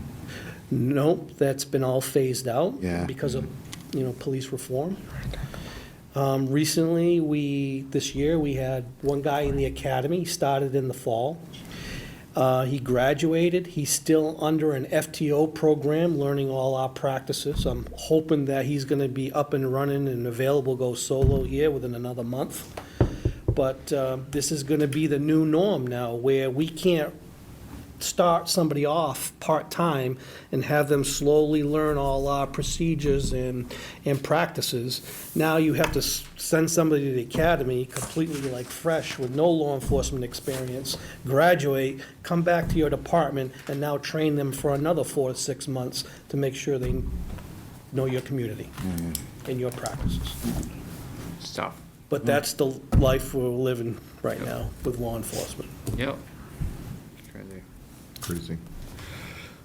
Chief, one of the things with the communications budget, and I know we talked at length about it, but then you sent over call volumes. And I know the second shift from 4 to midnight, we are gonna staff with one full-time dispatcher and one part-time dispatcher. Correct. And I think I was probably on the fence then. Do you think that it makes sense to have two? It definitely makes sense to have two, but here's the dilemma, is that when we have part-time dispatchers and they go a period of time of not consistently working, they lose their skills. So when that time arises and someone, say you have two dispatchers and somebody leaves, and now this person that doesn't have their skills at 100%, it could cause an issue. So I look at that second position opportunity for part-time dispatchers as giving them opportunities to get in there and to work. And if I had to give you a percentage and how many of those open shifts are they working, I'd probably say between 50 and 75%. If I had a choice of having a second dispatcher every single time, oh yeah, absolutely. Just the amount of the work that I saw today at between 4 and 6, Well, that's what triggered me to say this because of that conversation. And plus, I told you I was listening to the radio as I was preparing for tonight's meeting, and it was crazy. Things that were going on were crazy this afternoon. But I see pros and cons if you are considering another full-time position versus funding these positions as part-time and keeping the part-timers fresh. I'm still kind of kinda out what you to said. debate on it. Me too. That's why I'm raising it, because I don't, So are you filling that shift with part-timers? I've been filling it with part-timers, and looking at the budget, it looks like I'm going to be able to make it to the end with the budget that I have. So that's, So at this point, because you're filling it, you're keeping your part-timers fresh, so to Yes. speak. So that's really a non-issue at this point, but so we'll going just forward is leave really. it. yeah, We'll correct. just leave it and look at it again. Yeah, I mean, I would never turn down another full-time position, but I just look at the part-timers and keeping them, current and fresh and working and giving them the opportunities, because if you fill that position, they're basically waiting for an opportunity of someone taking a personal leave, vacation, someone calls out sick, and usually they don't get the time and the notice to be able to get that shift, versus if they know that these open shifts are regularly open throughout the week, they're more inclined to. I mean, do you think it makes sense to hire somebody, say, okay, you're gonna work every Tuesday, Wednesday, and Friday night, second shift? Where they're consistent. Yeah, I think the challenge is I'm dealing with a variety of different Scheduling. part-time dispatchers that have different Schedule. schedules, right? And it's a variation, it's very hard, and we try to accommodate the best that we can. And one of the biggest challenges is not too many people like to work midnights, right? And that's always a challenge. I currently have a guy that's in there that loves doing that. I thank God that he likes doing that. But I know, and I'm already projecting that he's giving me the signs that he's gonna be leaving within 3 or 4 months. And then this challenge is gonna be all over again of fitting someone in the right space and getting someone to replace. And it's a constant battle and challenge of keeping the people staffed up there for communications. Okay, And the demands have been increasing. well, that's Their good. certifications and their between state 911 and APCO, they have different hours that they have to meet, and you pray that hopefully you make this investment in this individual and you get some money and value out of that person by them working, and hopefully they stay. Some dispatchers have not worked out, they've left, or didn't even complete the training. We may lose what grant funding we get towards them too. If we don't pass MBTA, I think this might be one of the grants, the 911 grants that we get. Right. They might take them, what they said is, you can negotiate them back. I'm not sure what that means, but I'll certainly be looking into that. Right. Again, we've will kind of relied on that money for training and, Yeah, so that might be something we're looking at too. We may have to put money in your budget come October if we don't get any of those grants. Even though they're little, there's a multitude of them. Add up. right. So we'll Okay, I'll we'll keep look at that in mind. Thank you, Chief. Sorry if I expanded a little too far, but just venting some of the challenges that I deal with on a regular basis. Understood. All right, I think we're good with you, though. Yeah, the Thank only you. other one would have been townwide fuel, which is level Yeah, it's funded. level funded, I looked at it. Knock on wood, we've been pretty consistent, it's been well padded and funded, and we work within that, so I didn't make any recommendations for changes there. Okay, perfect. Thank you. All right. And I think I'm gonna go limp home and try to recover. Yeah, good luck. I hope you feel better. Yeah, I do too. Hope you feel better, Chief. Yeah. Thank you. Thank you for your time. Thank you, Chief. Don't give it to your wife or your daughter, don't you? Try not to. case you I might be in the doghouse. 5:10. All right, next we have Health Inspection Services, Kevin, and it's 433 is trash collection, that's the first one, and then we're gonna look at 510, which is health. I can do 433 for you if you want. Is Kevin doing trash? I mean, our office prepared trash based on last year's number. It's pretty level funded. The curbside pickup is contractual with Borges. Everything else, the only other number we raised was the acceptance fees at the disposal because we look like we're gonna be underfunded for the current year, so we bumped that up. I worked with Matt on that.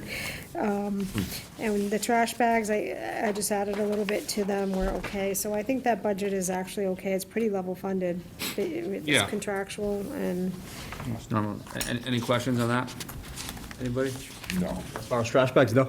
Board of Health has done a great job working with the vendor and updating the way it all looks and feels. So as far as the budget itself, it looks good.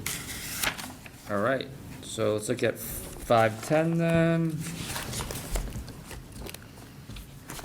All right, well, everyone take a moment, and then we'll put Kevin on the hot seat. You don't have to. Really no need. My budget went up by $5,000, Oh, look at that. less than 2.5%. What number are we on here? This is 510. 510? Yes. And Debbie, you gave me the most up-to-date budget. I'm assuming that has the 4.5% increase in it? Does it say 72,773? Yeah. Yep. So just, I'll explain some of this. What we've done this year with the move to the annex is cross-train the clerks at the annex. So there's one full-time clerk, Nadine, that was working for building, and the Board of Health was hiring a part-time clerk. They're cross-trained, they can cover both departments. So what we did is we added the salary of the full-time principal clerk with the salary of the part-time clerk, senior clerk. We added the cost together and divided it in half. So when you see those clerical numbers, that's that number. It's for combined, because the clerks can do both. They're hopefully working out that way where they're cross-trained, and that way if we have a clerk out, a department's not closed. The other clerk can cover while the main department clerk is out. So when you see that number, you'll see in building has the same number for the clerk, just to explain the jibber-jabbish on this page, and why the number, well, it didn't really go up much, but it might have gone up. And then we have a contract, and I'm sorry, Kevin, I don't mean to take words out of your mouth, but I'm just explaining the changes that I No, made that's with fine, you. thank you. We have a contract at the dump, the transfer station, for monitoring the dump that is run by Riverhawk, has got the one that got the contract. We're also doing some other work with them under the Board of Health, so it made sense to move that contract under the Board of Health, and which is where you'll see that extra $30,000. So even with that extra $30,000 contract fee, which is a contract fee, it's nothing we can do about it, the budget stayed almost level funded, so that's kudos on that, so that's all I have to say, Kevin. I'll let you speak now. Well, you did a great job. No, I think Deb hit all the major points of this. It is, if you didn't have the explanation, it'd be a little bit confusing, but we did. We melded some employees, so we're splitting the costs equally. I know there's been talk about department heads looking for more money, and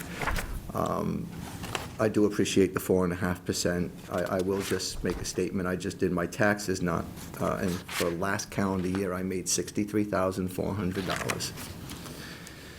And so I may be approaching my Board of Health members at the next meeting to see if I can't get their support for maybe something. Now, that's not what I'm going to be making this year, but understanding that taxes are paid on calendar year, we operate on fiscal year, so some of those numbers you don't. But at the end of the day, I've done some initial looking, and I think that there certainly is some room to grow within the salary. Debbie hit the nail on the head. I don't know that you're going to get a Board of Health agent to come in here and do not only the agent's job, but I also do the Public Health Director's job. Now, we don't have that on the books, but when you look at what I'm doing, you look at other towns that have Public Health Directors, the inspectors inspect, right? Directors work on policy, work on budget, work on public outreach, work on all this. And you know that we've been doing a lot of public outreach lately with these ADUs. I will echo what Lisa had to say earlier as far as animal inspector. We are busy with animal complaints, right? She sold herself short. I remember chasing down a baby deer with her. We saved a neighborhood from a large hornet's nest. There's any number of things. So I just, at the end of the day, I think the actual position of health agent, health inspector / some of the duties of a public health director warrants a bit more money than what is being offered. I'm not going to sit here and demand, I'm not going to tell you 10%, I'm not. I'm looking to have an honest conversation with my board, so just let them know that the responsibilities and what we're doing in that office, we are doing well.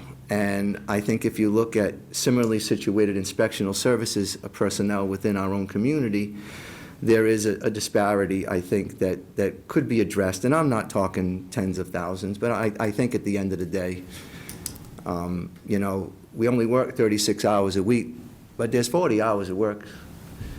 Public health is public health. It is what it is, when something comes up. I still have to be just as trained, just as knowledgeable. I have to be just as flexible. 13 perk tests this month. I had one perk test the other day, it took up 4 hours. That's over 3.5% of my week. I'm sorry, 10.5% of my week on one perk test. Additionally, Carlos and I know of the other ancillary things that we're doing that are on a higher level than inspection, right there.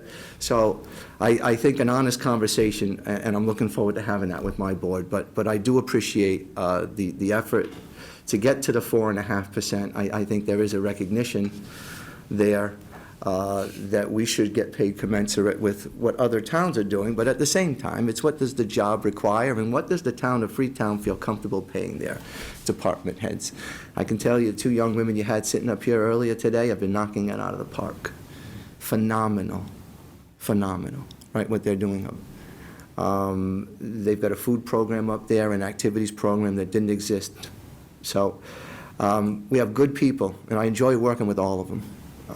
So I hope that at the end of the day, it's a minor increase, less than 2.5%, just under $5,000. Debbie and Margaret sat down with me, and we went over some things. We moved some monies around. But the responsibilities are still there. Whether you pay me or not, the responsibilities, the need is still there. I still have to go do restaurant inspections. I'm still responsible for public health and safety. So I appreciate you listening. Sorry. Thank you. Thanks, Kevin. I just want to clarify, are you going to do that for this budget? Because I need to get this budget squared away. So Well, we have a meeting, I think, next week, is it? Or, no, I'm sorry, the week after? We meet every second Wednesday, right? Of the month. Isn't it May 8th? Could be. I don't know if anybody wants to give some direction, because Okay. The 16th, yeah. Oh, the 16th, excuse me. Oh, I thought it was the 8th. All right, so it's the 16th then? We went to the I'm in 3rd? April. I'm in April. it's May already. Yes. Yeah, the 14th, It's the 14th, okay, so, all right. the 14th. Okay. We have to have the budget done by then. Okay, so if need be, if that's the case and we have to do it on town meeting floor, then we could. If the option is there, if we need be. I'm not even saying that my board's Not going to do even. it at town meeting floor, I'd rather. No, I wouldn't either, Deb, it. and I was, and my, Yeah, I'd like it settled Yeah, I'd now, like to know, too. I mean, do you have a number in mind? And, I mean, that was one of the things that I said, bring people. no, and I here. understand that, And I know you have a board, so it gets, exactly, right? you're trying to be respectful of the process, so I'm trying to tell you to jump in front of your board, and I know what that looks like, I'm sorry. So, I I appreciate the fact that you're trying to be respectful, Right, but I'm right. also trying to do my job. And we've talked about this. We We've have. talked about you saying, hey, work a 40-hour week, and that's a pretty good bump for you. it is, but in fairness, Deb, if other department heads in inspectional services are getting paid a certain number above me for working 36, the idea that I would then have to work an extra 4 to get there, it gives me pause. So at the end of the day, I think if it makes people more comfortable to change maybe a longevity or my health education career incentive stipend, to make it more palatable, I'm really only looking for another $2,500 at the end of the day. And I was, again, trying to be respectful of the process, see if there wasn't a way within our own budget that we could accommodate that. What do you have for education now? Just, I know, No, it's $600. No, what I are you, apologize. tell me all of your certificate. So, tell me okay, more so than I'm a that. certified soil evaluator, certified septic inspector, I am certified food protection manager, certified in pools, certified in spas, I have mass housing certifications through the BU, and I can provide everybody with all my trainings. BU School of Public Health. I took it to heart when I took the job, and I spent the first year coming in every day for an hour before work, not getting paid, but trying to learn and trying to get.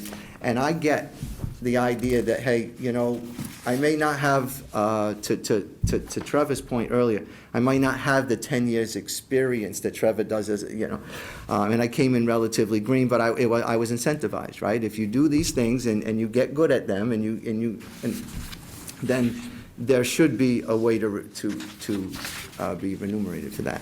So I could certainly forward my dossier or my CV to anybody that's interested. it's just, there's just a lot that public health is responsible for, and I'm not gonna start naming all the things. But I suggest to you, if it's not zoning and it's not a building department issue, it's coming to us, from somebody has a bright light, to a loud noise, to it smelled, no, and this is the reality, right? We are in a farming community. We are, and things don't go away. What do I mean? Regulations don't decrease. They don't say to you, don't bother dealing with that. As much as we'd like to prioritize what you want me to do, I still have a legal responsibility under the auspices of the Board of Health and Mass General Law and CMR. So there's a lot to it. I think most of the interactions I've had with folks, even in where they don't want to hear what I'm saying, have been positive. We've had some ADU seminars that were well-received. So, I'm sorry, Jared. no, I just don't want, I think I. You don't want to listen to me anymore, Jared. I appreciate you. No, that's not at You all. understand the relief my wife has by me being here. She doesn't have to listen to me at home. So, We talk quite a bit. I like to talk to you. But based on all those things, right, and there being a lot of certificates, does it make sense then to try and bump his education stipend? yeah, that makes sense. And then also I think Right, protects and the then town, you- like down the road, if he leaves, right? Yeah. Don't leave, but if you do, then, like, we can adjust that number based on the qualifications of that person. Like, I was thinking that, or I was thinking like, it's kind of late in the game, but like a different line item for like the public health director type things you do. Because I think it's gonna be hard to get someone to replace you that can do both the things, the inspections. Oh, and they're not making Board of Health agents anymore. Yeah. The reality is, the state is looking to put minimum requirements. You're going to be looking to have your health inspectors having 4-year degrees, being registered sanitarians. Most of them are going to be probably engineers or for inspection. But they don't want anything to do with minimum housing. They don't care about pools and spas. So you're going to end up having quite a few of these inspectors that are going to do different things. But you're going to have one director, like the town of Westport has a public health director. They have 3 other inspectors, plus they have the coalition inspectors, and they are wildly busy. But Matt, the director, is working on things like formulating budget, working directly on policy, whereas inspectors are doing boots on the ground. Hey, I got an email this morning about guinea hens. Get in the car and go look at guinea hens, Yeah. or look for guinea hens. Yeah. Right? So I did, and again, I thought long and hard about this. I wasn't really going to come in and ask, but I saw how well received I think most of the department heads were, because they come in earnest, they come in honestly.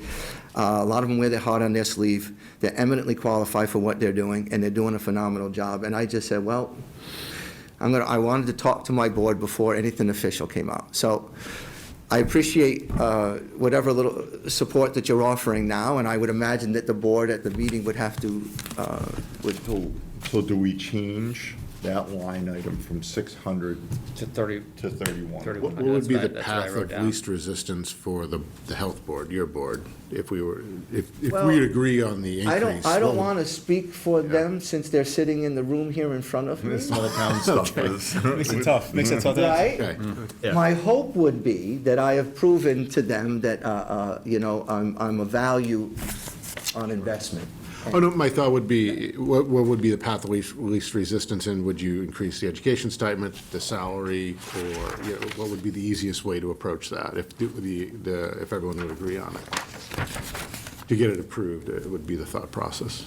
I think the easiest way right now is to change the stipend. Yeah, I think the stipend would be stipend the is the fastest, easiest. yeah, What do most you think? straight. I think the I think. stipend is Stipend- the easiest. Stipend is the easiest and better when you're talking about giving a stipend for qualifications. Yeah. And Yeah.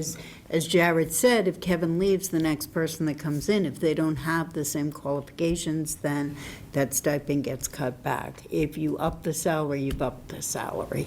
Yep, I think it's directly I think that makes connected sense. to the skill set that Kevin has. Yeah. That makes a lot of sense to me. Yeah. All right, we all in agreement there? Yeah. Thank you for the clarification, I was just curious. So what are we in agreement? Oh, so, sorry. So you're gonna make it 31? I was gonna say- guess, are we okay with making that increasing. I was thinking 25, because that's what I've done for a lot of other ones, but That was my next question, is like, across, I know earlier, Rebecca was talking about her education, yep, right? What is she, I forgot what. She's page. good, 25. 2,500. 2,500. If it's going to make the conversation easier, I'd be glad and happy to take the 25. Okay. Absolutely. I just feel like it's No, it's something fair. I've No, done. no, I'm, It's one of those things that be fair across the board, that's where that I absolutely agree unequivocally, and again, I was undecided whether I was even going to bring it up, and so, I pushed you, but I made that clear, I'm trying. No, that's fine. I'm trying to get us where we need to I go. got you, Deb. I got you.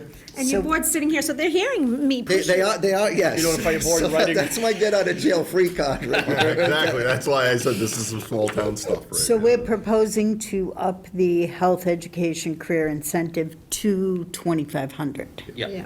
No, to 3,100, right? We're- No, 225 to for the level of clarity. So originally, we were saying. I to said increase to- 31, and I think that it makes sense though, because other departments heads are getting 2,500, and then, you know, not saying Kevin doesn't deserve the No, no, 3,100, but no, you know. I think at the end of the day, it's fair. Yeah, right? fair is fair. That's what, only thing we, like I said earlier, do we want to give you 20, 30%? Absolutely. You all, a Oh, I lot of get- you have earned I get it. it. Many, I but get it.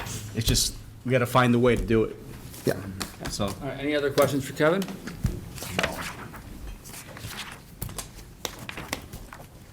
No. All right, thank you. Thanks, guys. Thank Have a you. great night. Enjoy your night, Kevin. Thanks for being You here. want to close your meeting? Yep. And then I gotta sign stuff. and Can we start then- signing while? Okay, we're closing? so I will entertain a motion to adjourn. I'll make that motion. Is that you, Chris? Yep. Second? Second. John? Yep. All in favor of adjourning? Aye. Aye. All right, call the meeting adjourned at 8:34. It's late. Past my bedtime. Matt, you get all the changes? I'm upside down world. My nights are days, days are nights right now. It's just crazy. Charges and assessment, do you have that Looking figure? for the feds. Yeah, I got baseball. I'm doing baseball in a We chair. used to charge us an assessment for, like, Oh, nice. having a station in our town. That's it. It's all about the kids. All right, I'll have to go back. I can feel as much pain as I want. Hi, guys. Thanks for listening. Appreciate it. Have a good night. The children are the most important thing across the board, and it's tough getting to some of these fields and no on grass and everything else. But I don't care. I don't care about the pain. I'll get there early. All right. I haven't Tomorrow we have a seen it. game. What is this? Going undefeated this year. Yeah, those kids are great. And Ricky is such a great. I don't know, my letter, I don't know if it That's where you made learn. sense. I That's where you lost learn it. most. I typed T-ball's the great. whole thing They're then. mostly for the parents to learn how lost it on to the sports are computer, that's why I about. was late. It's funny, baseball is one of my favorite sports. It's the one sport that my son seems to have no interest in. He plays basketball. Sure, Yeah. whatever's been signed. I didn't know if there were any changes to FLAA or. No, just the softball one. What we're finding is a lot of kids in minors and majors, as they get older, they're more of their friends are playing, so they jump back in. I haven't held out, I'm hoping that does competition. My third grader, he stopped playing baseball. He's doing flag football, and he's such a fast runner. I'm going, come on, buddy, get back into it. He did one season of flag football too, that was fun. I actually enjoyed that one How's the too. baby? Good. It's keep him. My goal is to keep him active as much as possible, and if they're short a coach, I will find a way to do it. Have a great night, guys. Thank you. Chris, thank you so much.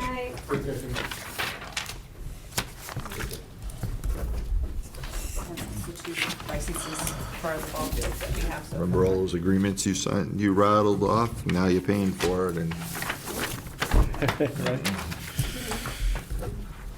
Right over here. You could tell you weren't feeling good. Oh no. It's gonna be a rough ride home. Do you want to drive you? No, I got the hand controls, but just I'm sitting there. Actually, I have did I even see these? They're in your packet. I know, I couldn't pull it up for some reason. My computer was having Who's having a fit? knuffles. All right, we all signed up? Yes. All right, so with that, I'll entertain a motion to adjourn. Motion made? Second? All in favor? Aye. Aye.